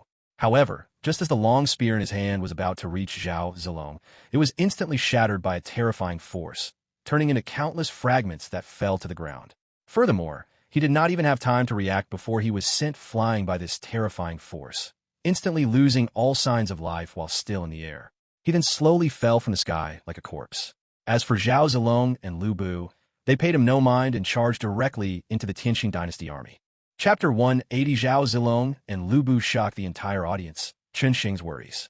The moment the two came into contact with the Tianqing Dynasty's army, their chi directly sent hundreds of Tianqing Dynasty soldiers flying, and these hundreds of soldiers completely lost their lives. As the two charged into this army, in just a few breaths, over 1,000 people in this army were killed. At this time, the White Horse Volunteers and Black Armored Iron Cavalry behind them also joined the battle. The strength of the White Horse Volunteers and Black Armored Iron Cavalry also far exceeded that of this army. Upon impact, thousands of Tianqing Dynasty soldiers fell at the hands of the White Horse Volunteers and Black Armored Iron Cavalry. As the White Horse Volunteers and Black Armored Iron Cavalry continuously charged, in just a moment, more than half of the Tianqing Dynasty's army was annihilated. The terrifying sense of disparity instantly made the Tianqing Dynasty's army despair. As expected of the White Horse Volunteers, who once cut through tens of thousands of troops, today I finally witnessed their formidable power. Jia Qiming, on the city wall of Jinbei Pass, looked at the battle below with eyes full of shock. Although he had heard of the White Horse Volunteers' strength before, he had never truly witnessed their combat. Now, after witnessing the true power of the White Horse Volunteers, he understood that those legends from the outside were not false. Yes, even the 100,000-strong army in front of us might not be able to withstand the White Horse Volunteers. Although Chu Tianxiong had witnessed the White Horse Volunteers' strength a long time ago, he was still shocked when he saw their terrifying power again. It's not just the White Horse Volunteers, even the Black Armor Cavalry is extremely terrifying. Chu Long, beside them, slowly looked towards the Black Armored Iron Cavalry. Although the White Horse Volunteers were very powerful, their numbers were still a drawback. However, the Black Armored Iron Cavalry numbered as many as 200,000, a fact that Chu Long also knew. After hearing Chu Long's words, Jia Qiming also looked towards the Black Armored Iron Cavalry. The true strongest army under the young master is neither Zilong's White Horse Volunteers nor my Black Armored Iron Cavalry. Qin Xiong, who was beside Chu Long and the others, shook his head at this moment. Ever since Zhao Zilong and Lu Bu were chosen as the vanguard, Qin Xiong had come to the city wall to watch the battle with Chu Long and the others. After hearing Chu Long and the others' words, Chen Jibao's Great Snow Dragon Cavalry also appeared in Qin Xiong's mind. That army was the strongest army Qin Xiong had ever seen. Chu Fan still has an army stronger than the White Horse Volunteers. Chu Long was also a little shocked after hearing Qin Xiong's words, so he slowly raised his head and looked at Qin Xiong, speaking with anticipation in his eyes. Chu Tianxiong and the other person next to him also looked at Qin Xiong with anticipation at this moment. The young master's strongest army is undoubtedly the Great Snow Dragon Cavalry. The young master once said that his 10,000 Great Snow Dragon Cavalry could be worth 1,000,000 soldiers. When Qin Xiong saw the anticipation on the three's faces, he slowly spoke of the Great Snow Dragon Cavalry. At the same time, he also recalled Chu Fan's words that 10,000 Great Snow Dragon Cavalry could be worth 1,000,000 soldiers. In Qin Xiong's opinion, Chu Fan's words were not an exaggeration at all. Is this so-called Great Snow Dragon Cavalry really that powerful? And what is its number? Chu Tianxiong was a little surprised after hearing Qin Xiong's words, and at the same time, a hint of doubt appeared on his face. After all, the statement that 10,000 Great Snow Dragon Cavalry could be worth 1,000,000 soldiers was indeed a bit arrogant. The young master has a total of 10,000 Great Snow Dragon Cavalry, and these 10,000 Great Snow Dragon Cavalry are all composed of cultivators above the Grotto Heaven realm. The one commanding this army is even a strong individual at the King Completion realm, and among them, the cultivators of the Spirit Roaming realm number as many as 100. Qin Xiong naturally saw the doubt on Chu Tianxiong's face, so he slowly spoke of the Great Snow Dragon Cavalry, and also described the composition of the Great Snow Dragon Cavalry. An army of 10,000 cultivators, all above the Grotto Heaven realm. Chu Tianxiong was completely stunned after hearing Qin Xiong's words. He had not expected that his son would have such a terrifying army. One must know that he himself was merely a cultivator of the Grotto Heaven realm, which meant that any soldier from the Great Snow Dragon Cavalry had his strength. How could he not be shocked? Even Chu Long, who had seen many great storms, was shocked at this moment. He had not expected his grandson to have such a terrifying army. If he had initially doubted whether this army could withstand 1,000,000 soldiers. Then now, Chu Long had no doubts whatsoever in his heart. After all, an army of 10,000, with an average of Grotto Heaven Realm, was truly not something anyone could withstand. Moreover, there was also a strong individual at the King Completion Realm leading this army.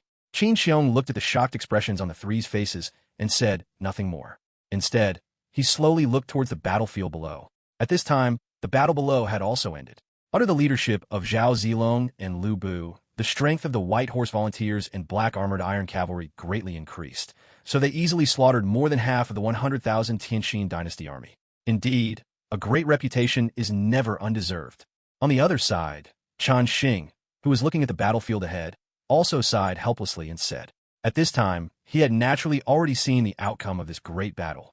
He had not expected Zhao Zilong and Lu Bu to be terrifying beyond his imagination, and the strength of the White Horse Volunteers also confirmed the legends of their terror. Is this the legendary White Horse, Silver Spear, Zhao Zilong, and the Demon God Incarnate Lu Bu?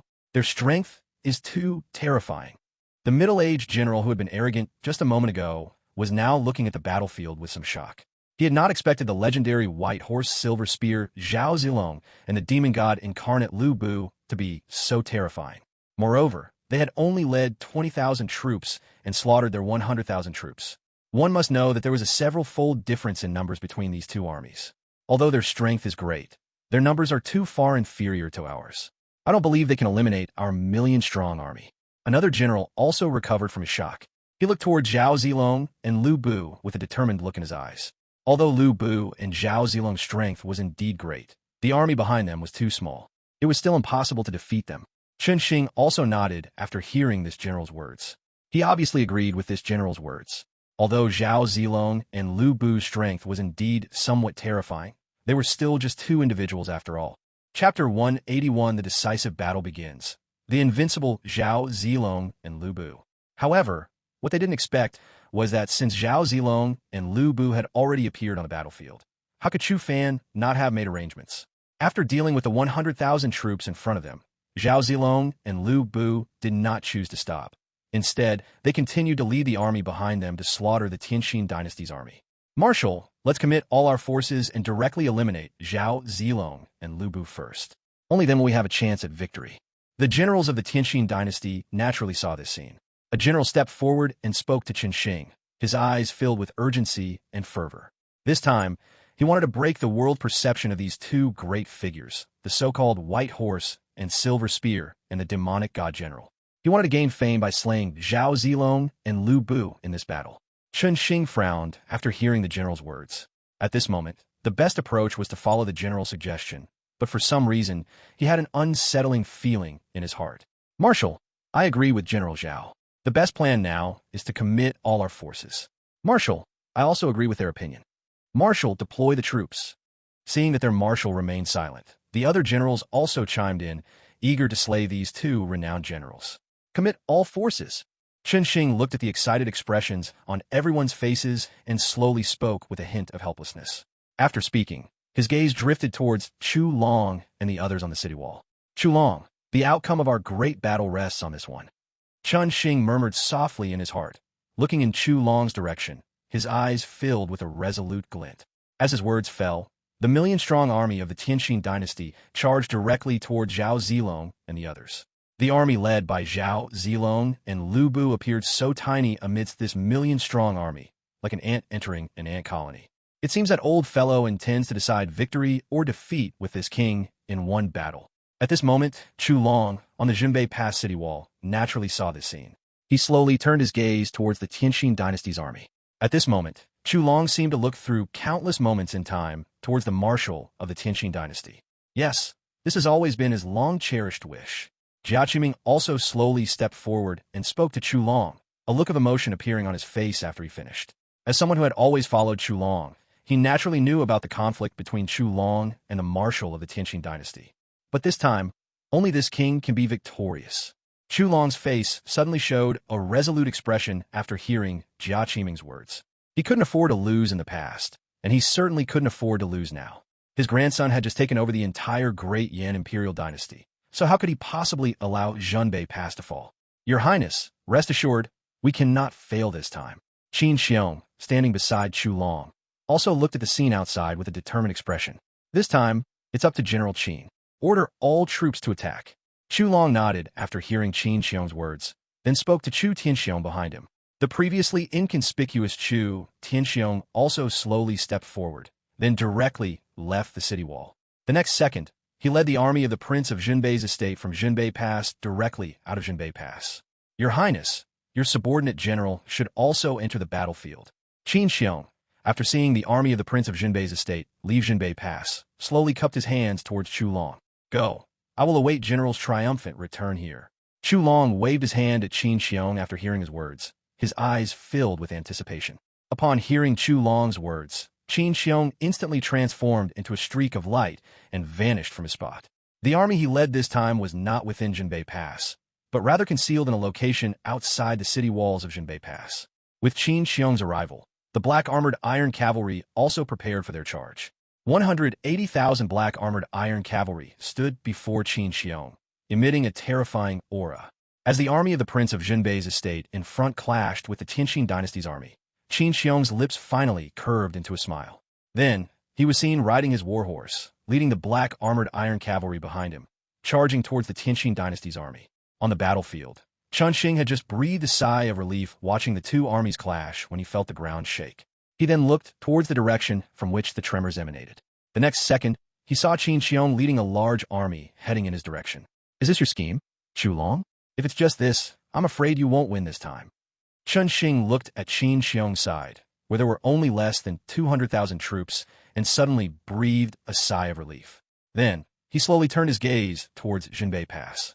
If there were too many troops, he wouldn't have a chance at victory, but now, even with the army of the Prince of Jinbei's estate plus this army, their numbers weren't greater than his. However, as soon as he turned his head, he saw Zhao Zilong and Lu Bu relentlessly slaughtering within the million-strong army.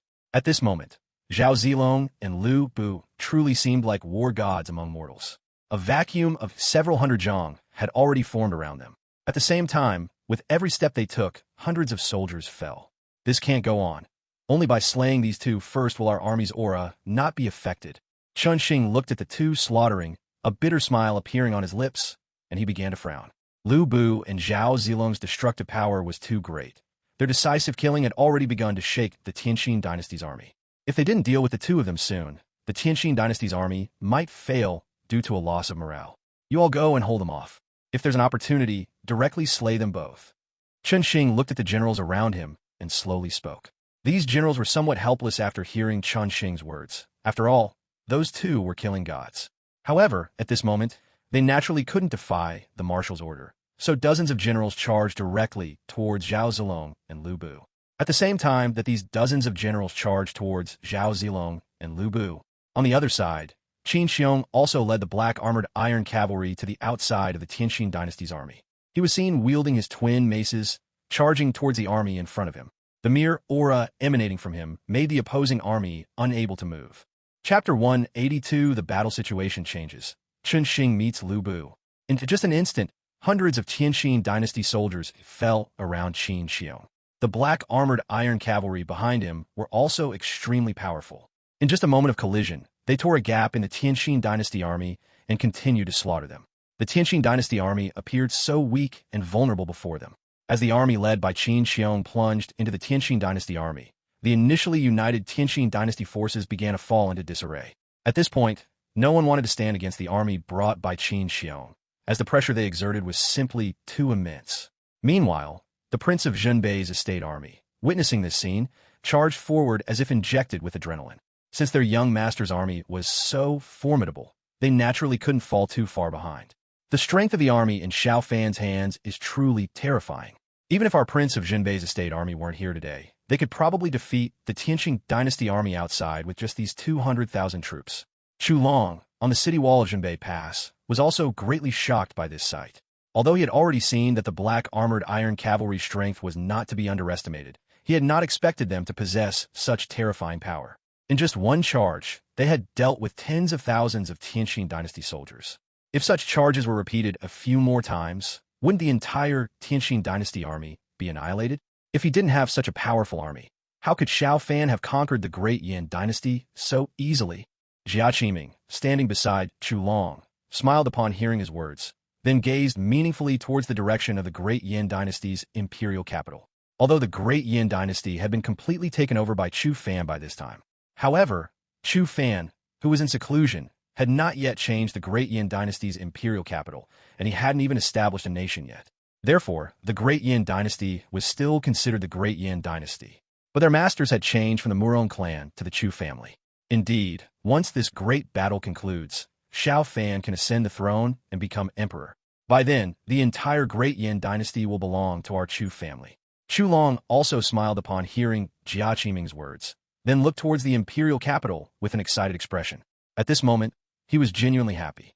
His eldest grandson in Taishan Holy Land had already grown and was even close to becoming a saint of Taishan Holy Land. And Chu Fan had also lived up to his expectations by successfully taking over the Great Yin Dynasty.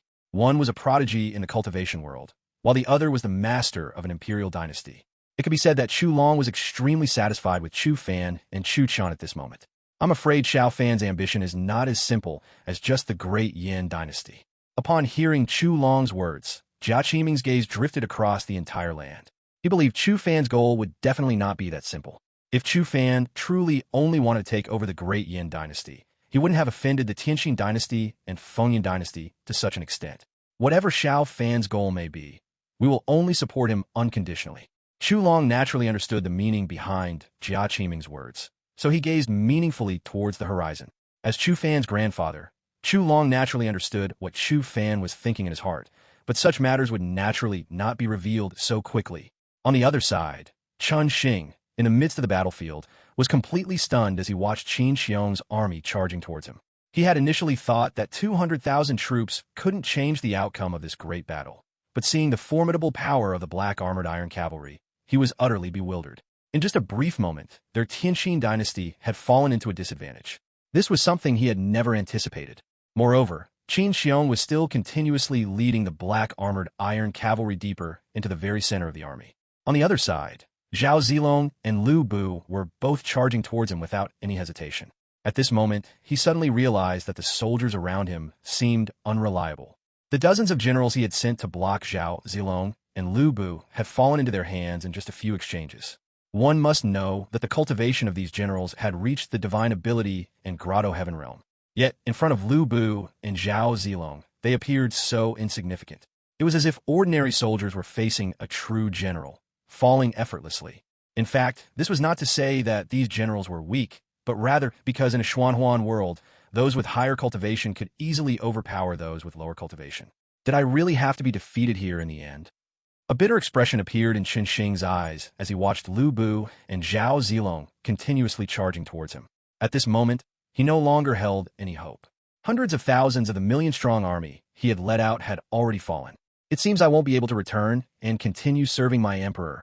Then, he slowly turned his gaze towards the imperial capital of the Tianxing dynasty, a look of determination appearing in his eyes.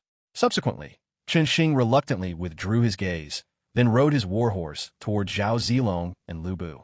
At this point, he had cast aside all thoughts of life and death. Zhao Zilong and Lu Bu, on the other side, naturally saw Qin Shing charging towards them. Looking at Qin Shing's resolute expression, a hint of surprise appeared on their faces. However, at this moment, the two of them naturally couldn't hold back. Lu Bu charged towards him with his heavenly halberd, while Zhao Zilong led the White Horse volunteers around Lu Bu, helping him clear out the surrounding soldiers. In just a moment, Lu Bu appeared before Qin Shing, his eyes sizing up the man in front of him. Your Excellency is that demon god Lu Bu. Today, I have truly witnessed your Excellency's prowess. Qin Shing spoke slowly, looking at Lu Bu in front of him, and at the same time he sighed inwardly.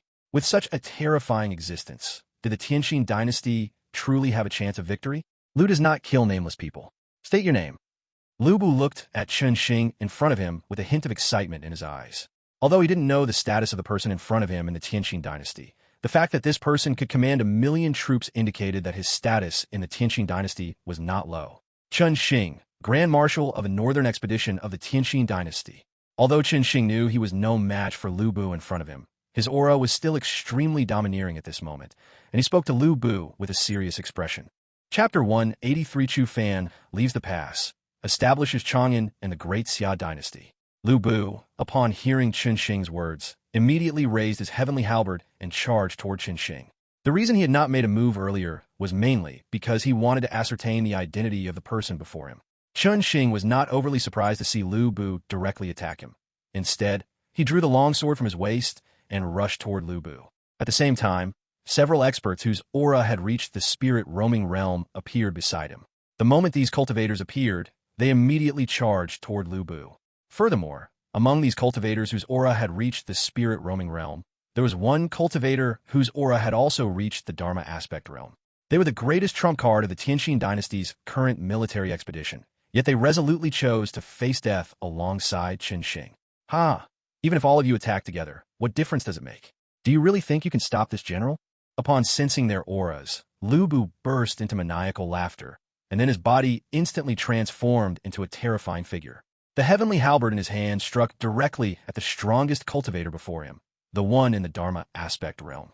In just a single exchange, this Dharma aspect realm cultivator was slain by Lu Bu's heavenly halberd.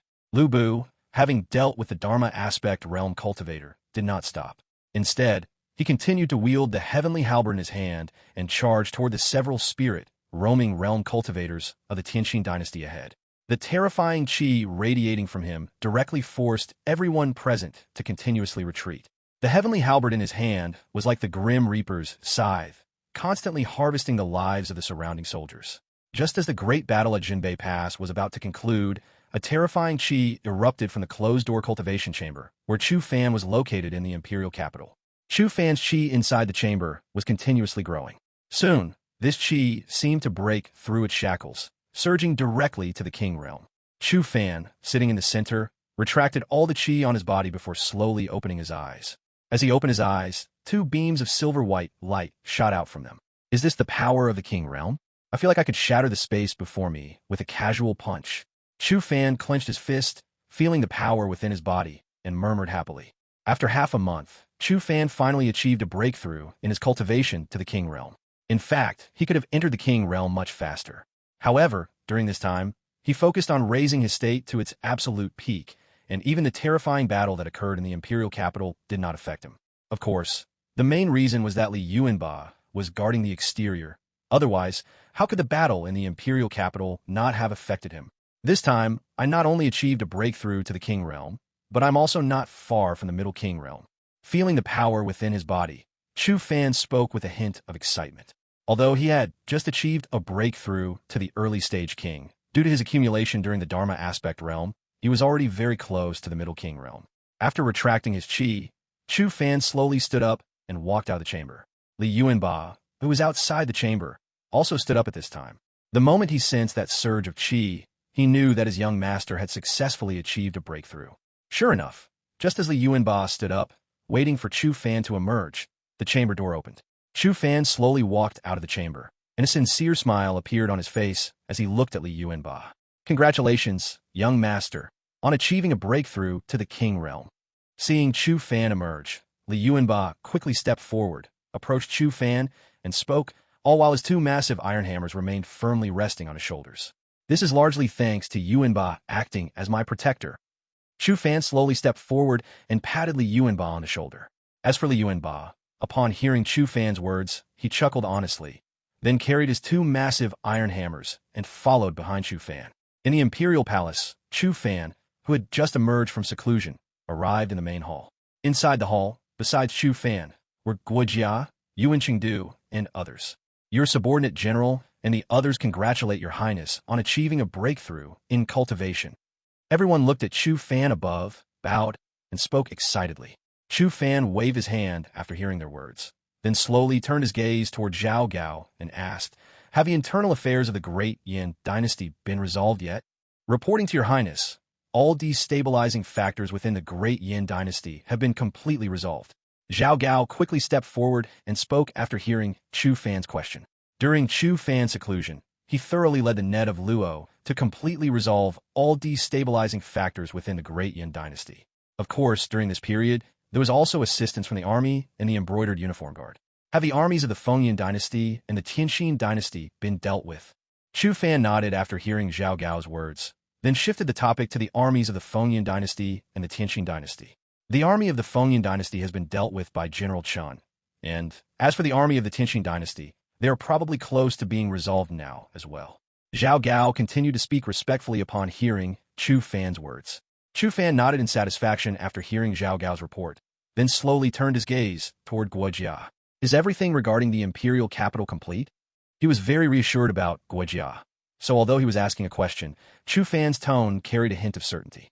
Reporting to young master, it is now possible to re-establish an imperial dynasty and ascend the throne. Guojia naturally understood Chu Fan's intentions, so he slowly stepped forward and spoke.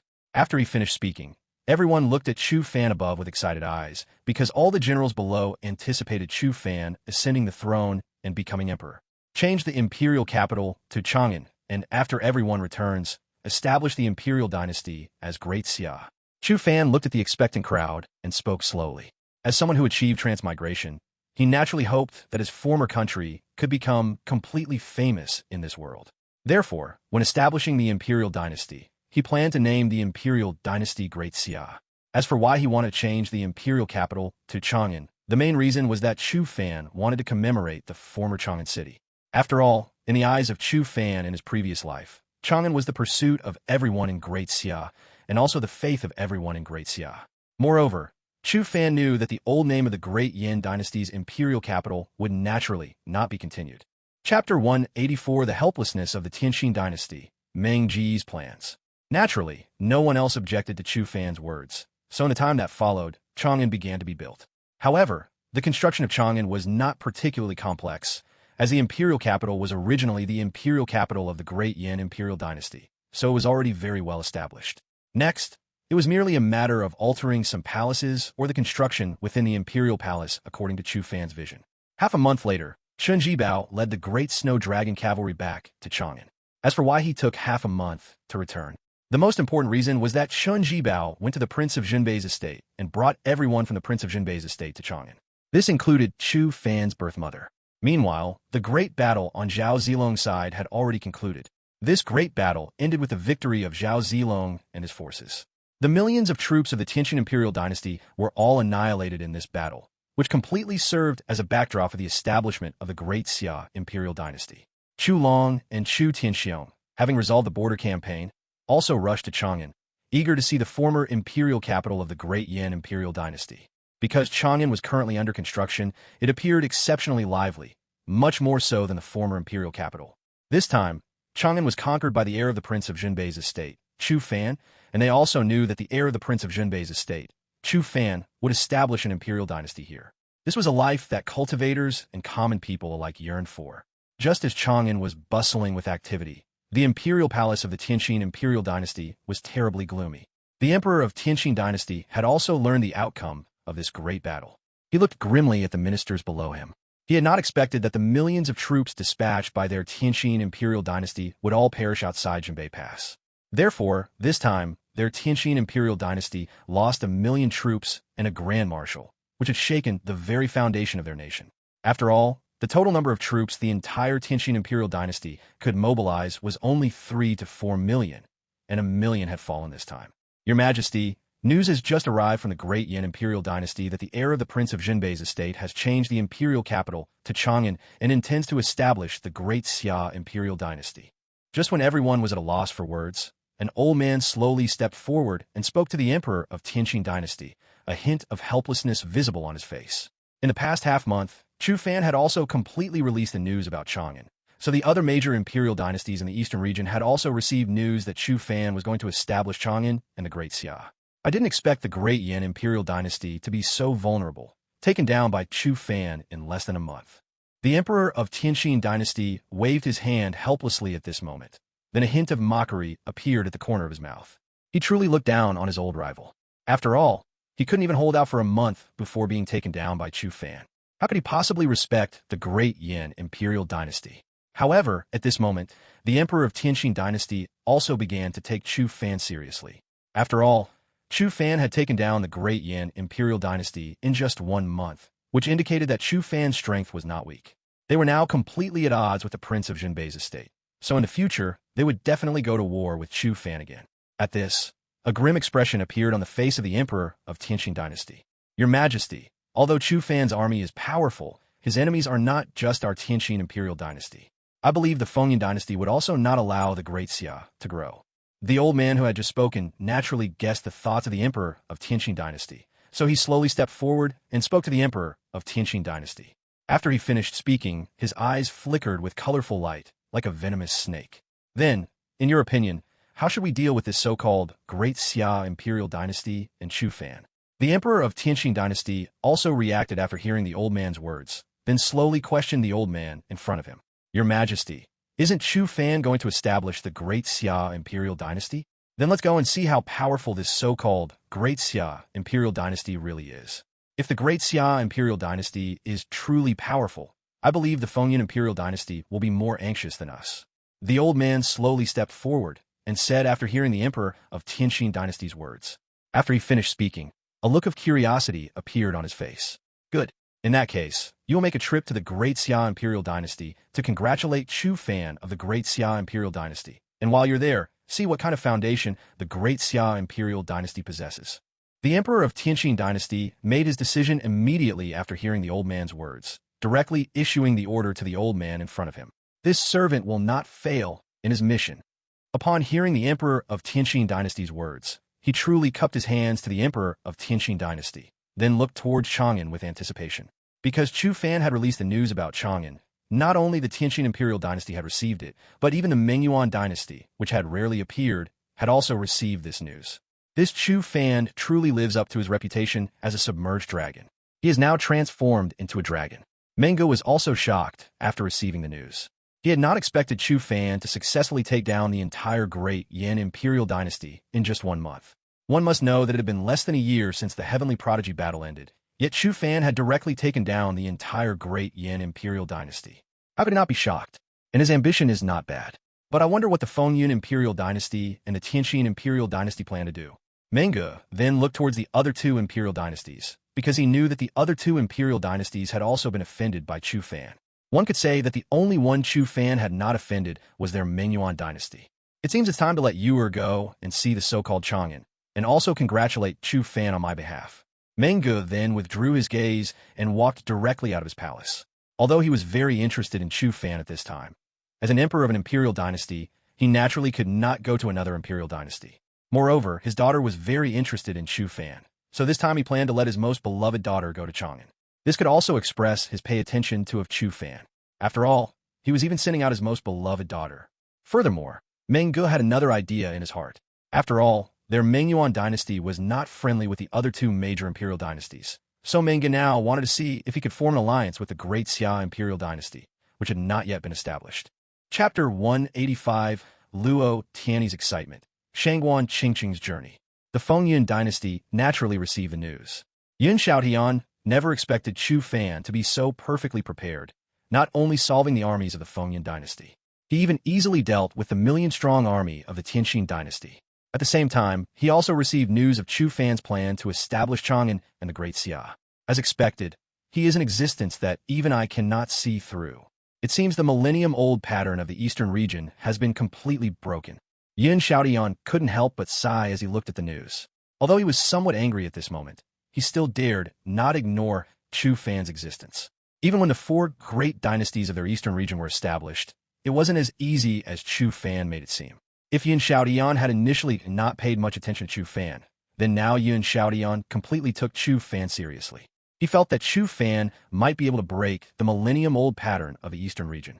Of course, Chu Fan had already broken the pattern, as he had successfully annihilated an imperial dynasty and taken its place.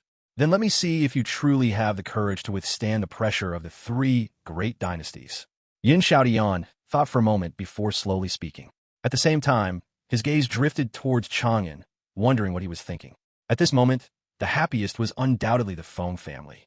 Feng Zhan of the Feng family burst into hearty laughter upon receiving the news. He never expected his maternal grandson to be so formidable. Now, he had even dealt with the Great Yan dynasty. I wonder when my maternal grandson will ascend the imperial throne? As his maternal grandfather, I must go and see it properly. Feng Zhan looked towards Chang'an with a beaming smile. At this moment, he seemed to see his spirited maternal grandson. Father, I think young Master Chu will need a few months to reorganize the imperial dynasty, so it should take a few more months for him to ascend the imperial throne. The head of the Feng family also spoke excitedly after hearing Feng Zhan's words. As Chu Fan's maternal uncle, He was naturally happy for what Chu Fan had achieved. Then I'll take Ziqi to see my maternal grandson first. As for the rest of you, take your time. Feng Zhan couldn't hide his excitement at this moment. He waved his hand at the head of the Feng family, then spoke to Feng Ziqi beside him. The head of the Feng family was also somewhat helpless after hearing Feng Zhan's words, but no matter what, he was his own father, so he could only reluctantly allow his father to go to Chang'an. As for Feng Ziqi, she had long wanted to see Chu Fan. After all, it had been a long time since she had seen him. Divine Elephant Sect, Prince of Jinbei's estate. The news of Chu Fan completely taking over the Great Yin Dynasty also reached here. Luo Tianyi had been inquiring about Chu Fan ever since she returned.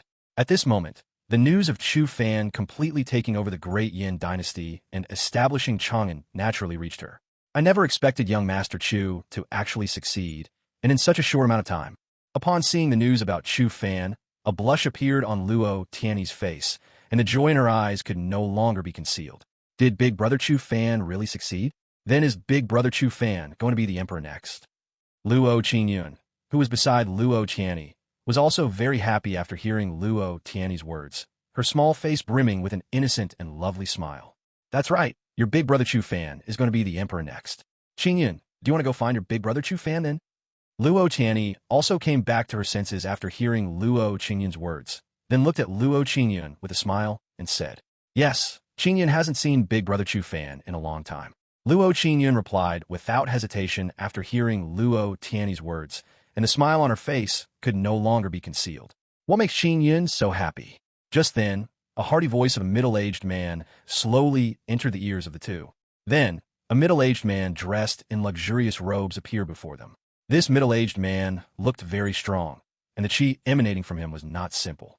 This person was none other than Luo Nan, the sect master of the Divine Elephant Sect, and also the father of Luo Tianyi and Luo Qingyun. Tianyi greets father. Father. Luo Tianyi slowly bowed to Luo Nan upon his arrival. As for Luo Qingyun, she ran directly to Luo Nan and threw herself into his embrace. Sister and I were just talking about Big Brother Chu Fan. Big Brother Chu Fan is so amazing. He's going to be the emperor now. After Luo Qingyun threw herself into Luo Nan's arms, she began to chatter incessantly about Chu Fan. So our Qingyun was talking about Chu Fan. Luo Nan's face also broke into a smile after hearing Luo Qingyun's words, and then he gently stroked Luo Qingyun's hair.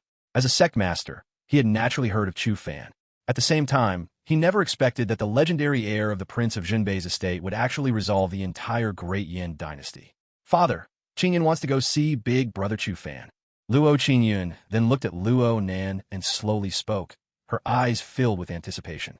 Ha! If Qingyun wants to go, then go. Luo Nan burst into laughter after hearing Luo Qingyun's words.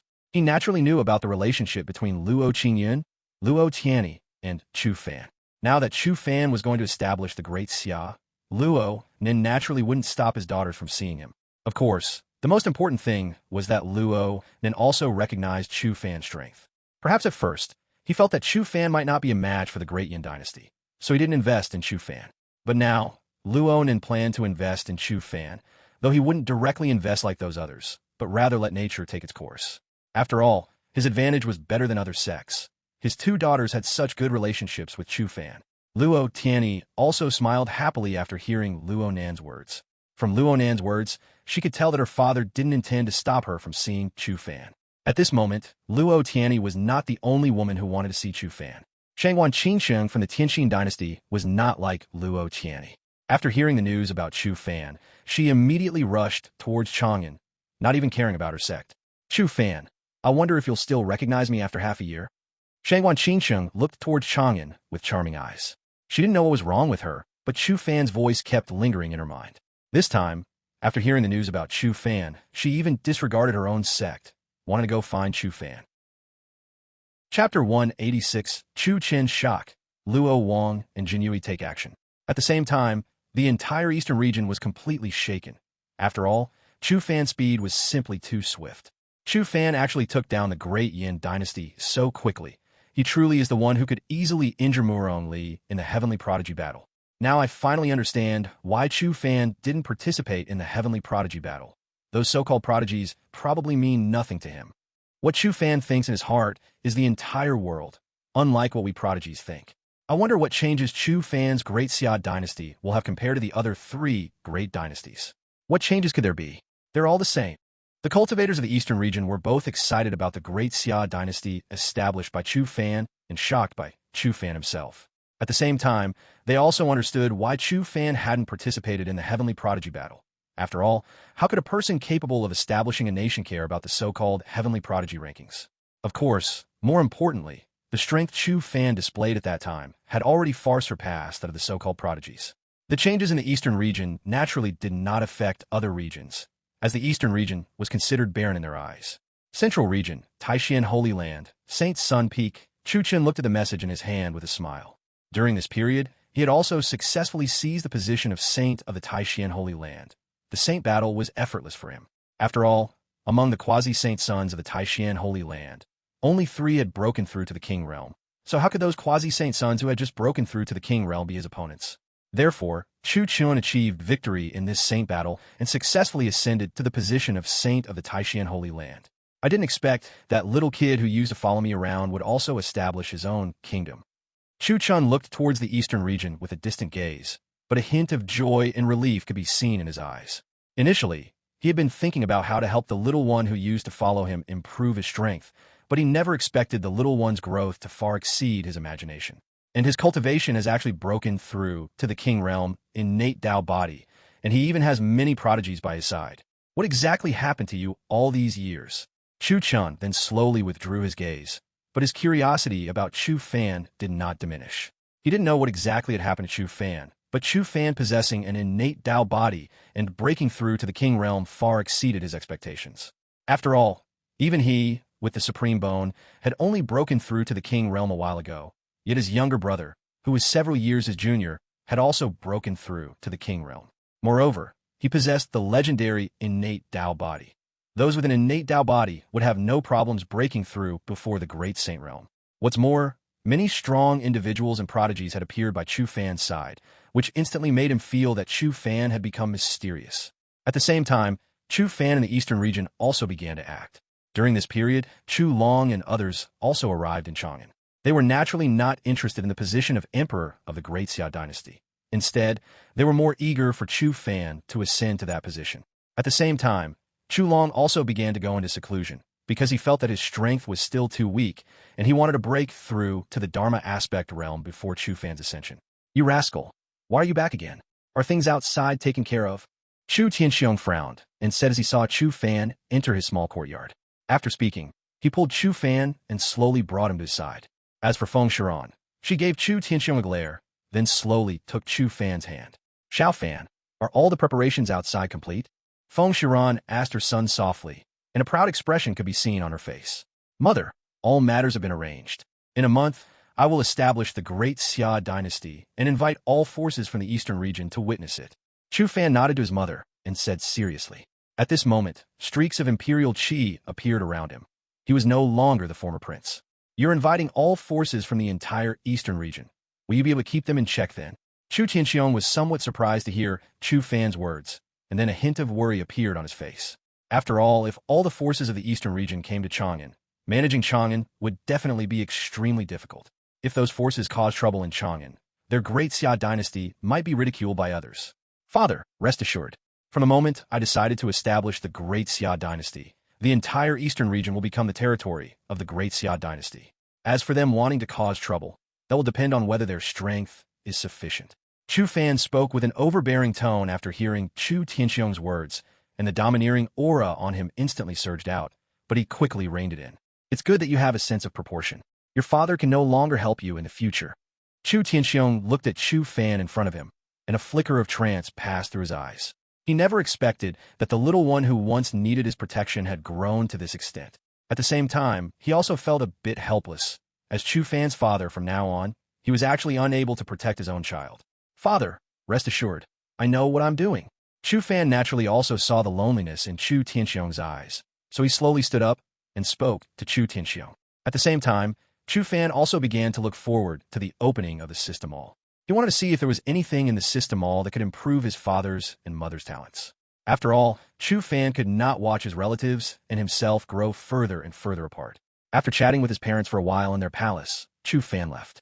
The departing Chu Fan also had the news of his establishment of the Great Xia dynasty spread to everyone. At the same time, he also had the net of Luo and the embroidered uniform guard deliver invitations to the various major forces. The speed of the net of Luo and the embroidered uniform guard was also extremely swift. In just a few days, they delivered the invitations to the various major forces.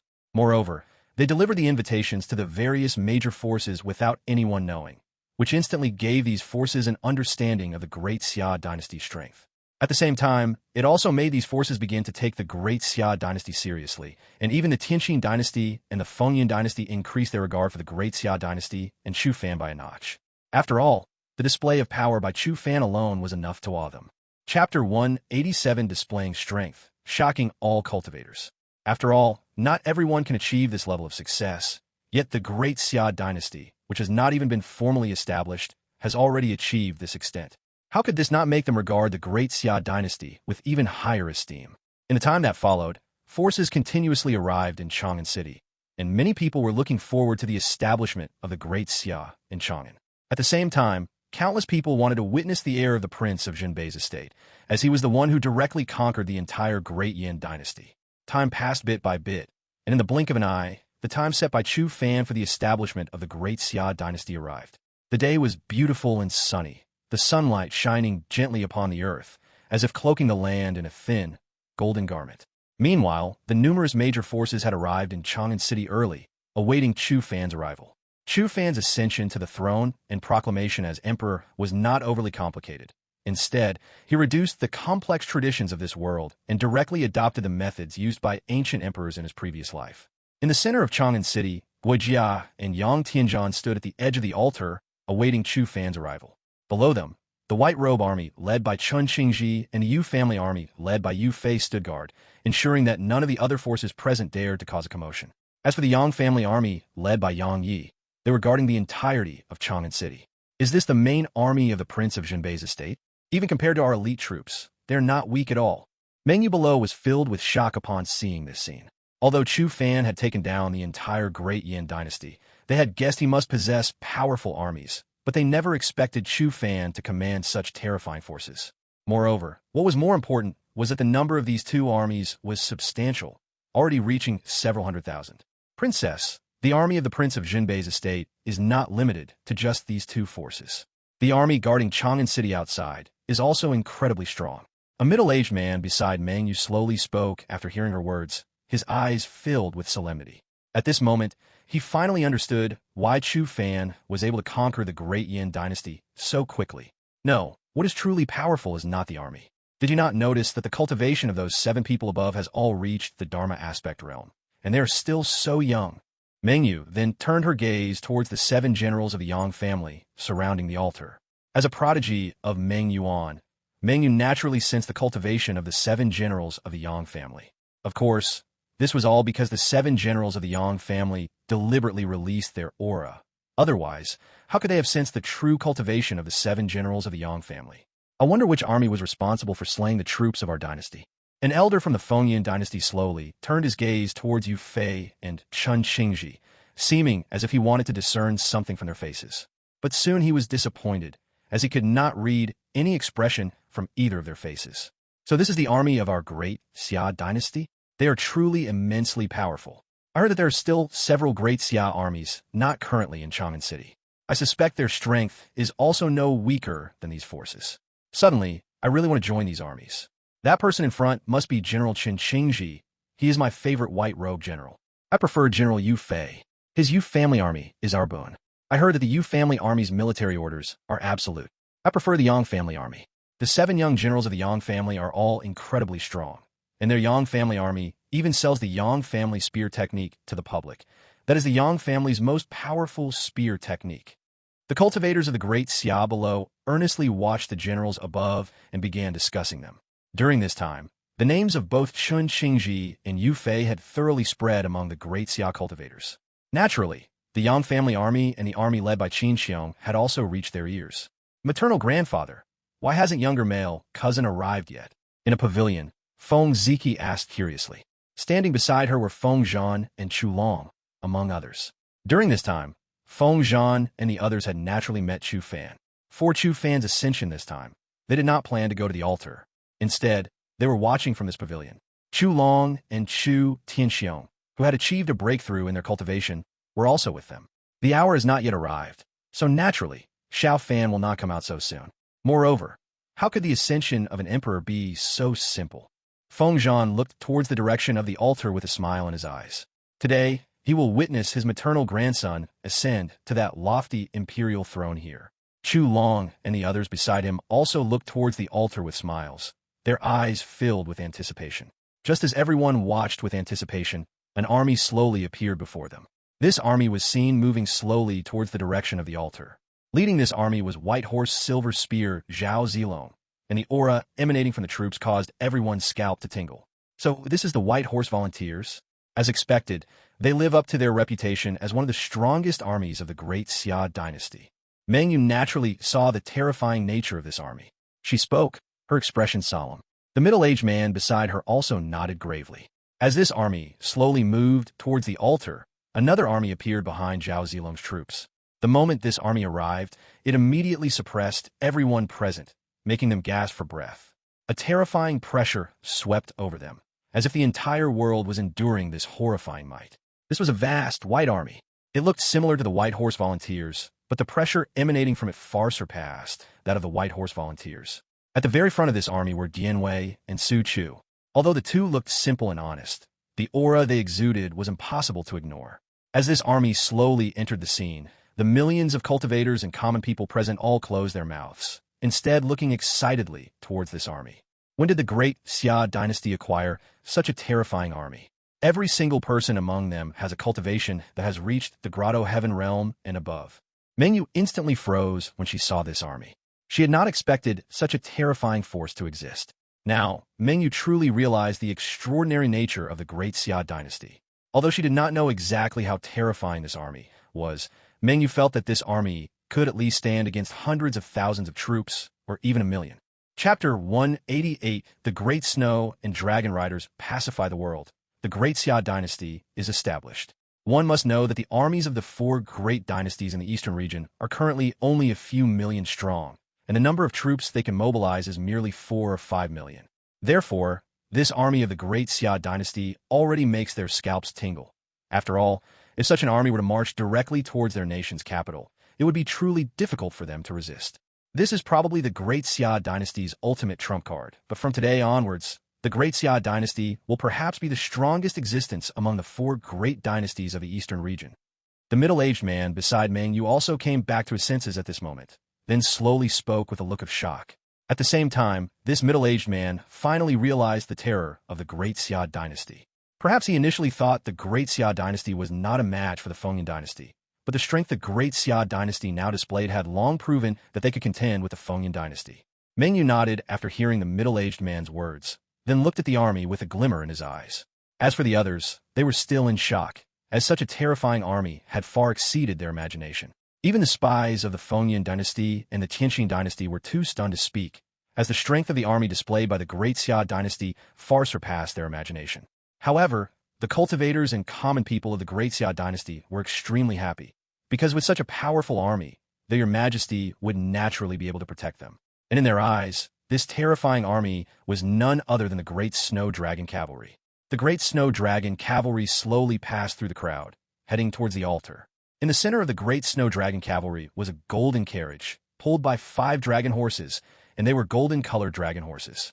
These dragon horses were captured by Lu Bu, and as for the golden palace behind the dragon horses, it was built by Yang Tianzhan and others during this past month. At this moment, Chu Fan, clad in a golden dragon robe, sat inside. He did not have his usual young master demeanor, but rather looked like a majestic emperor. A casual glance from his handsome face made countless prodigy maidens' hearts flutter. On either side of the carriage, Li Yuanba and Yuan Qingdu rode war horses, guarding it. The two of them were like 2 great war gods, protecting the carriage. As for the one driving the carriage, it was Old Huang. At this moment, Old Huang was dressed in new clothes. Although he still looked somewhat old, he did not appear down and out now. At the same time, the sword box on his back made him appear extraordinary. During this period, Old Huang's cultivation had also successfully broken through to the perfected Dharma aspect realm, just 1 step away from entering the king realm. Behind the carriage, Lu Bu, holding his heavenly halberd, slowly followed. At the same time, his eyes constantly scanned his surroundings. He would definitely act immediately if there was any disturbance. At the very front of the carriage, Luo Cheng led the way, with the 18 riders of Yin Yun behind him, like devils from hell, inspiring awe with just a glance. Such a lineup could be considered the strongest in the entire eastern region. At this moment, Xiaozi was also wearing a golden skirt, following around the carriage. Although she also wanted to ride the carriage with Chu Fan to the altar. However, she also knew that this was the moment of Chu Fan's ascension, so she naturally wouldn't act thoughtlessly. Instead, she wore a golden skirt and followed behind. At this moment, Xiaozi and Chu Fan inside the carriage echoed each other. One shone like an earthly emperor, while the other seemed like an empress who had transmigrated through time. The carriage slowly proceeded towards the altar amidst the heartbeats of the crowd. Every step the carriage took seemed to tread on the hearts of the people. Although it was only a brief moment, it felt like centuries had passed in everyone's hearts. Soon, the carriage arrived in front of the altar. The carriage, having arrived in front of the altar, slowly stopped before it. Then, Li Yuanba and Yuan Qingdu directly came to the front of the carriage, turned around, and looked at the cultivators below. As the carriage stopped, everyone's gaze turned towards it. At this moment, they were all eager to see Chu Fan inside the carriage. Under everyone's fervent gaze, the golden curtain at the front of the carriage slowly opened, and then Chu Fan, clad in a golden dragon robe, slowly walked out from inside the carriage. Chu Fan, dressed in a golden dragon robe, looked extremely dignified, yet his exquisite features were unforgettable. Many prodigy maidens at this moment turned their gazes towards his exquisite features as Chu Fan walked out of the carriage. Your subjects respectfully greet your majesty. Guojia and others, who had been waiting for a long time, quickly came before him and knelt down to pay their respects. Greetings, your majesty. The cultivators and common people below also knelt down towards Chu Fan. Even the spies of the Fengyan dynasty and the Tianqing dynasty in the crowd knelt involuntarily. Rise. Chu Fan slowly ascended the altar, then waved his wide sleeves, and then spoke to the crowd below. His majestic voice spread throughout the entire square. Thank you, your majesty. Guojia and the others, upon hearing Chu Fan's words, bowed to him again, and then slowly stood up. After Guojia stood up, he slowly turned his gaze to the Qingyao beside him. Qingyao naturally understood Guojia's meaning at this moment, so he slowly carried a golden plate and walked towards Chu Fan. Inside the golden plate were 3 items.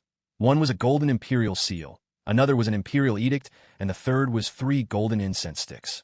Chu Fan, facing the Qingyao before him, slowly took out the imperial edict from the plate, and then directly opened it. Chu Fan, the first monarch of the Great Xia dynasty, hereby informs the Heavenly Dao. From this day forward, Chu Fan, monarch of the Great Xia dynasty, establishes the Great Xia dynasty. The content of the imperial edict was very simple, just 2 lines of text.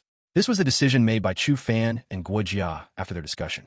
After all, neither of them believed in the existence of fate, so they merely informed the Heavenly Dao and did not pray to it. Great Xia dynasty established. After Chu Fan finished reading the content of the imperial edict, he directly placed the imperial edict back into the golden plate. Then he slowly took out the 3 incense sticks from the golden plate and lit them with his spiritual power. His majestic voice spread out directly. Then Chu Fan slowly inserted the golden incense sticks into the altar before him. Chapter 189 System Rewards, Heavenly Tribulation Unveiled. As Chu Fan's actions concluded, wisps of golden qi continuously gathered towards the altar.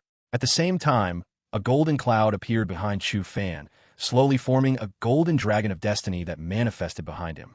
The next second, half of this golden dragon of destiny entered Chu Fan's body, while the other half entered the imperial seal he had prepared. Instantly, the imperial seal emitted waves of terrifying pressure. Simultaneously, streaks of pressure also appeared in the sky. Congratulations, host, for successfully establishing an imperial dynasty. You are rewarded with 3 summoning opportunities, 1 temporary summoning card, the Human Emperor Sword Art, the Human Emperor Sword, and the Human Emperor Robe. The moment Chu Fan finished establishing the imperial dynasty, the system's voice resonated in his mind, and simultaneously, a golden sword appeared in the system space, exuding a terrifying imperial aura. At the same time, a sword art also appeared in his mind, an art far exceeding his current realm, and one that would continuously strengthen as his power grew. The golden dragon robe Chu Fan wore was also replaced by the Human Emperor robe, rewarded by the system. Just as he was about to continue examining the system's rewards, terrifying black thunderclouds suddenly appeared in the sky, completely enveloping Chu Fan. It was as if they were declaring that Chu Fan should not have been born. What's going on? Does the heavenly Dao not allow Zhao Fan to establish the Great Xia dynasty? Chu Long, in the pavilion, also looked incredulous at this scene. He stared in shock at the thunderclouds gathering in the sky, with a hint of worry visible in his eyes. He had never heard of thunderclouds appearing when other imperial dynasties were established. Perhaps it's the heavenly Dao's test for Zhao Fan. A hint of worry also appeared on Feng Zhan's face, but his eyes still held anticipation as he looked in Chu Fan's direction. My younger male cousin will definitely overcome this lightning tribulation. Although Feng Ziqi's eyes also showed worry, there was more determination, believing that her younger male cousin would absolutely overcome this lightning tribulation. Brat, you must make it through. Chu Tianxiong also silently prayed for his son in his heart, as he had never seen such a situation before, and his current strength was inferior to Chu Fan's, so he naturally couldn't help Chu Fan. What's going on?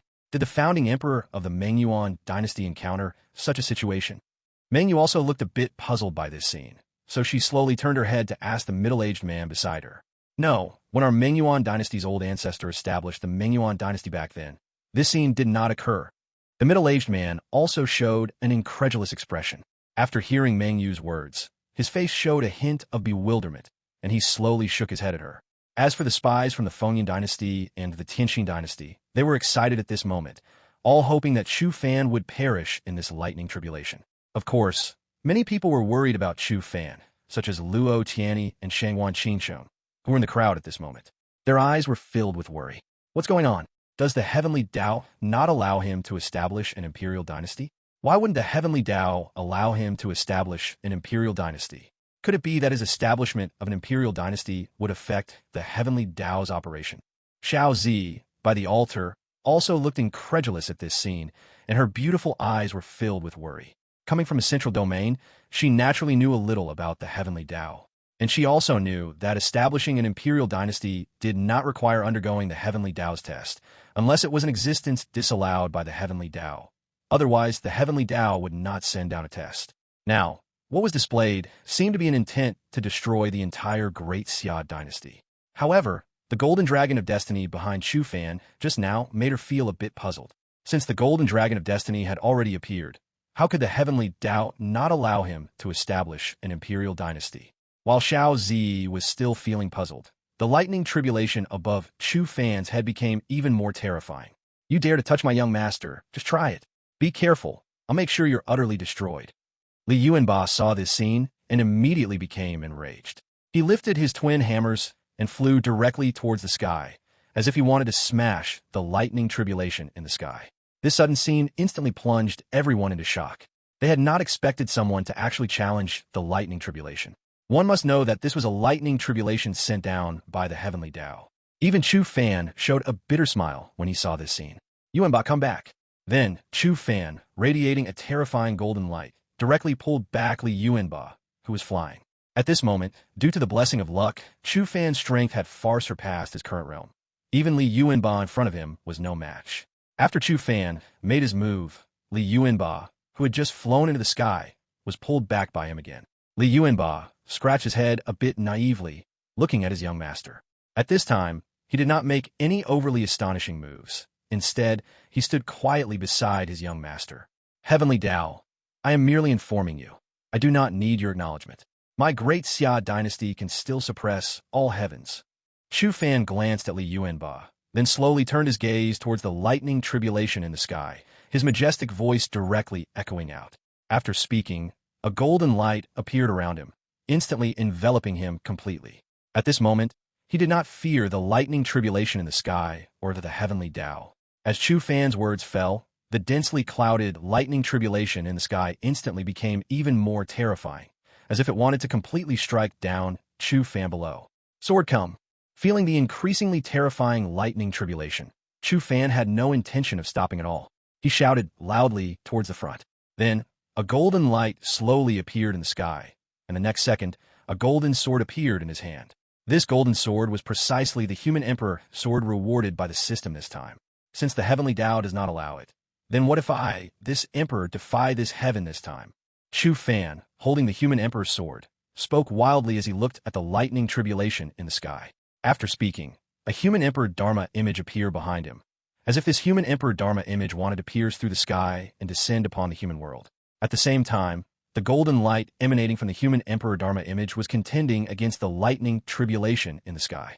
Chu Fan, holding the human Emperor's sword, directly slashed towards the lightning tribulation in the sky, and the terrifying power instantly split the lightning tribulation in the sky in half. However, the lightning tribulation in the sky seemed to have been provoked by him and continued to expand. Chapter 190, The Power of Thunder, a blessing in disguise. More terrifying lightning tribulation continuously gathered from the sky. In just a moment, the lightning tribulation that Chu Fan had split in two in the sky fused together again. At this moment, the sky above Chu Fan's head seemed to have descended into a scene of doomsday. Everyone present was frightened pale upon seeing this sight. They had not expected the lightning tribulation in the sky to reach such a level. Chu Fan, holding the human Emperor's sword, stood slowly amidst the lightning. His figure appeared so majestic at this moment. Golden light continuously emanated from him. At this moment, he was no longer a mortal emperor, but rather seemed like the sole sovereign between heaven and earth.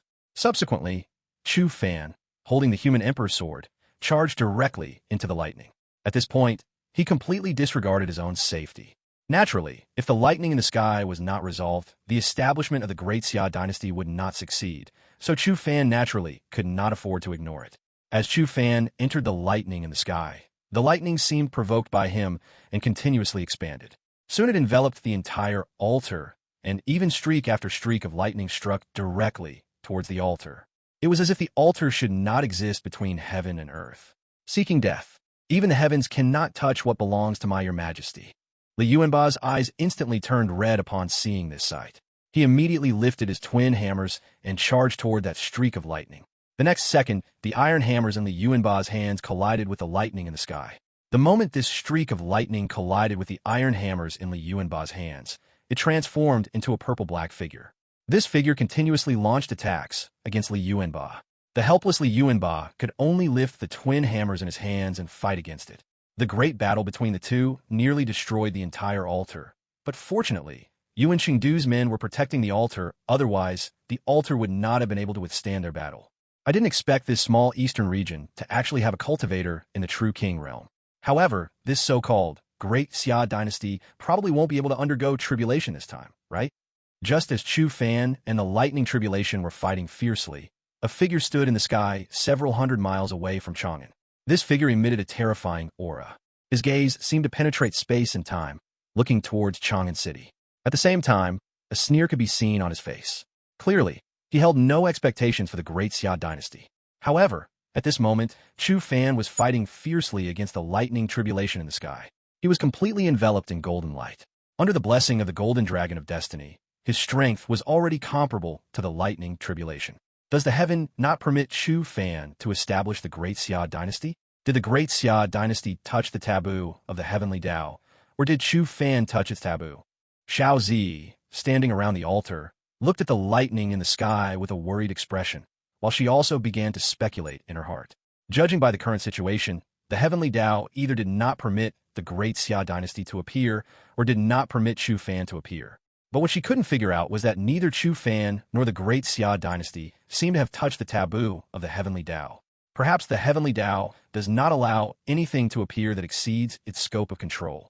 After all, Chu Fan shows no fear towards the heavenly Tao. The guardian beside, Xiao Zi, spoke slowly. In fact, he also had some guesses in his heart at this moment, since everything Chu Fan displayed far exceeded what the eastern region could bear. Of course, what was more important was that Chu Fan showed no acknowledgement of the heavenly Tao whatsoever. It was as if Chu Fan did not belong to their world. Actually, this was not Chu Fan's fault. After all, having undergone transmigration, how could he possibly fear the heavenly Tao of this world? Brother Chu Fan, you must definitely stay safe. Luo Qingyun in the crowd also looked worriedly at the flickering light within the lightning. Although she couldn't clearly see whether Chu Fan inside the lightning had the upper hand, this little one was still extremely worried about Chu Fan. Don't worry, your brother Chu Fan will definitely win. Although Luo Tiany's face carried a worried expression, she still comforted the little one in her arms. At the same time, she secretly prayed for Chu Fan in her heart. However, the worry on her face could not be erased. After all, this was a tribulation of the heavenly Tao. Even though she had lived for such a long time, she had never heard of it. Seeing such a calamity now naturally shocked her greatly. especially since the one undergoing tribulation was Chu Fan. "Father, will little Fan be all right?" On the pavilion on the other side, Feng Shiran asked Chu Long with a worried expression. As Chu Fan's mother, she was more worried about Chu Fan than anyone else at this moment. After all, although her eldest son, Chu Chun, was in the Taishan Holy Land, she had never met him. With her younger son facing this kind of world-ending lightning tribulation, she was naturally more worried than anyone. "Shiran, don't worry. I believe little Fan will definitely be able to overcome this lightning tribulation." Chu Long was also extremely worried in his heart at this moment. After all, no matter what, Chu Fan was his grandson, and he did not want his grandson to suffer any mishap during this lightning tribulation. But as the head of the family, he naturally couldn't show the worry in his heart. "Brat, you must overcome this lightning tribulation." Chu Tianxiong also clenched his fists tightly, staring intently at the lightning in the sky. The worry in his heart at this moment was no less than anyone else's. Meanwhile, Chu Fan, who was inside the lightning tribulation, realized that although the lightning tribulation in the sky looked mighty and imposing, when it struck him, it couldn't cause him any harm. Chu Fan instantly understood when he looked at the golden luck emanating from his body. So, the golden dragon of destiny is constantly refining this lightning tribulation to strengthen my physical body? I didn't expect this to turn into a blessing in disguise. Feeling his physical body strength continuously growing stronger, a smile appeared on Chu Fan's lips. Possessing the innate Dao Body, his physical body strength had always been his weakness. But he hadn't expected this lightning tribulation to continuously strengthen his physical body. In just a moment, his physical body strength had increased several times over. This was why Chu Fan was so happy. After all, this lightning was equivalent to an upgrade for his physical body strength. In that case, let the storm come even fiercer. Feeling the strengthening physical body power within his body, Chu Fan, in a somewhat childish manner, gave the lightning the middle finger. Immediately afterward, he felt the lightning in the sky grow even more terrifying, as if it intended to strike him dead. Chapter 191 Temporary Summoning Card, Yang Jian, Deng Taiye at the Saintly Realm. Subsequently, an even more powerful lightning bolt struck directly at him. Fortunately, the power of his luck continuously resisted the lightning falling from the sky, and also constantly refined these lightning bolts to enhance the strength of his physical body. Phew, it seems my worries were unnecessary. Now I just need to wait for the lightning to continuously strengthen my physical body. I just don't know when this lightning will end. Chu Fan felt the power of luck within his body continuously resisting the lightning falling from the sky, and he slowly let out a sigh of relief. At the same time, his gaze drifted towards the depths of the lightning. Chu Fan was still somewhat curious about the depths of the lightning, but upon feeling the terrifying pressure, he dared not take another step forward. After all, if he really went there, he might truly perish. But I didn't expect the Eastern region to still have a late True King Realm existence. In fact, this guy's strength seems to have already reached the peak True King Realm. I wonder what this guy's purpose is in coming to my great Xia dynasty. Knowing that the lightning wouldn't harm him, Chu Fan's gaze subtly swept toward the direction not far away, and then he murmured with a solemn expression. After fusing with the Luck Dragon, he felt a gaze constantly watching him, and after the fusion with the Luck Dragon, he also completely perceived the aura of the owner of that gaze. It could be said that this person was one of the strongest he had ever seen. As for the other, it was Xiao Zi's guardian. Although Chu Fan couldn't determine whether this person's cultivation was at the late True King Realm or the peak True King Realm, this person could not be from the Eastern region. After all, the other three great dynasties in the Eastern region could not possess cultivators at the peak True King Realm or late True King Realm. But fortunately, this time I obtained 3 summoning opportunities and also a temporary seal release card. At this moment, Chu Fan's gaze drifted towards the 3 summoning opportunities and the temporary seal release card on the system panel. He naturally knew how to use the 3 summoning opportunities, but he was somewhat curious about this temporary seal release card. Subsequently, Chu Fan slowly opened the introduction to the temporary seal release card. Temporary summoned character Yang Jian, strength unknown. After being summoned, he can stay in the host's world for 1 hour, after which he will automatically disappear. I didn't expect the character on this temporary seal release card to be Erlang Xiansheng Jinjuan Yang Jian.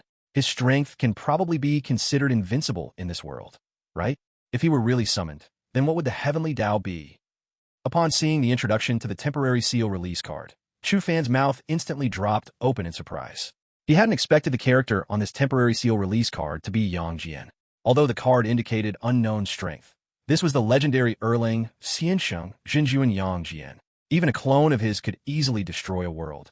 In the investiture of the god's world, he was an existence who became a saint with his physical body. So Chu Fan believed that if Yang Jian were summoned, he could easily destroy the lightning tribulation before him. It's a life-saving trump card. I can summon him when I encounter a truly powerful expert. Chu Fan carefully placed the temporary seal release card into the system space, and then slowly let out a sigh of relief. At this moment, Chu Fan no longer feared the so-called Heavenly Dao Alliance. After all, no matter how powerful the Heavenly Dao Alliance was, how could it be as powerful as Yang Jian? If he angered him, he would directly use this temporary seal release card to have Yang Jian annihilate the entire Heavenly Dao Alliance. System, I want to use these 3 summoning opportunities. At this moment, Chu Fan slowly turned his gaze towards these 3 summoning opportunities. At this time, he seemed to not be undergoing tribulation at all. No one would have imagined that Chu Fan, who was undergoing tribulation, was so relaxed. After all, heavenly tribulation was no laughing matter. Yet Chu Fan was now, as if playing, thinking about summoning characters amidst the heavenly tribulation. Ding! Congratulations, host, for obtaining Peach Blossom, Sword God Ding, Tai, Unbeatable in the East, and Overlord Xiangyu. Immediately after Chu Fan's words fell, his 3 summoning opportunities also directly summoned 3 characters. It seems the characters summoned by these summoning opportunities are very strong. I didn't expect to summon Deng Tai. I wonder if he has reached the Saint entry level. Chu Fan looked at the characters he had summoned this time, and spoke with some anticipation. Chu Fan naturally knew about Peach Blossom, Sword God Deng Tai.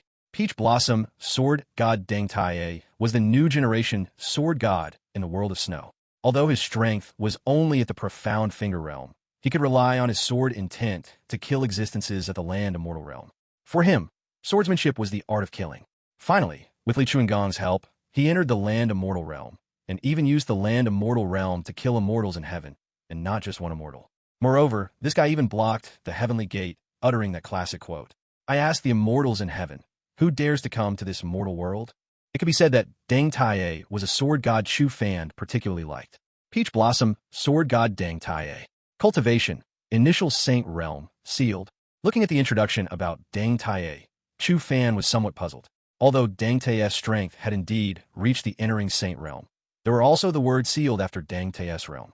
He knew that the characters he had summoned before had never had this situation. Furthermore, Old Huang's strength was not weak at all, but Old Huang was currently only at the perfected Dharma aspect realm, which made Chu Fan somewhat puzzled. Host, the characters you summoned before, due to your weak strength, were not at their peak period. Even Deng Tai's strength is not his true strength after demonic modification, so Deng Tai's strength will increase as the host's strength increases. Just as Chu Fan was puzzled, the system slowly began to explain. System, then how do Old Huang and the other strengths increase? Old Huang and the other strengths can't be this weak, can they? After hearing the system's explanation, Chu Fan completely understood. Then, as if he suddenly thought of something, he continued to ask the system with confusion. After the host establishes an imperial dynasty, you can open the system mall. In the system mall, you can buy seal release cards. At that time, the host can use seal release cards to increase the strength of the summoned characters. Of course, the host can also buy character peak cards, and then you can raise the summoned characters to their peak period. Immediately after Chu Fan finished asking the system's explanation echoed in his mind. So that's how it is, but the character peak cards must be very expensive, right? Chu Fan also understood at this moment, but upon hearing about the character peak cards, Chu Fan knew that the system would not allow him to buy them so easily. Chapter 192, The Terrifying Power of Dongfeng Bubi and Xiangyu, the Overlord. After all, with the system's nature, it's impossible for him to instantly possess a great emperor-level figure. Therefore, seal release cards might be easy to obtain, but peak figure cards would definitely be difficult to acquire, just like a certain software he understood in his previous life, always just a little short. After learning Peach Blossom, Sword God Deng Tai's cultivation, Chu Fan's gaze turned to the other 2 individuals. Upon hearing the 4 characters for Unbeatable in the East, Chu Fan instantly understood who he had summoned.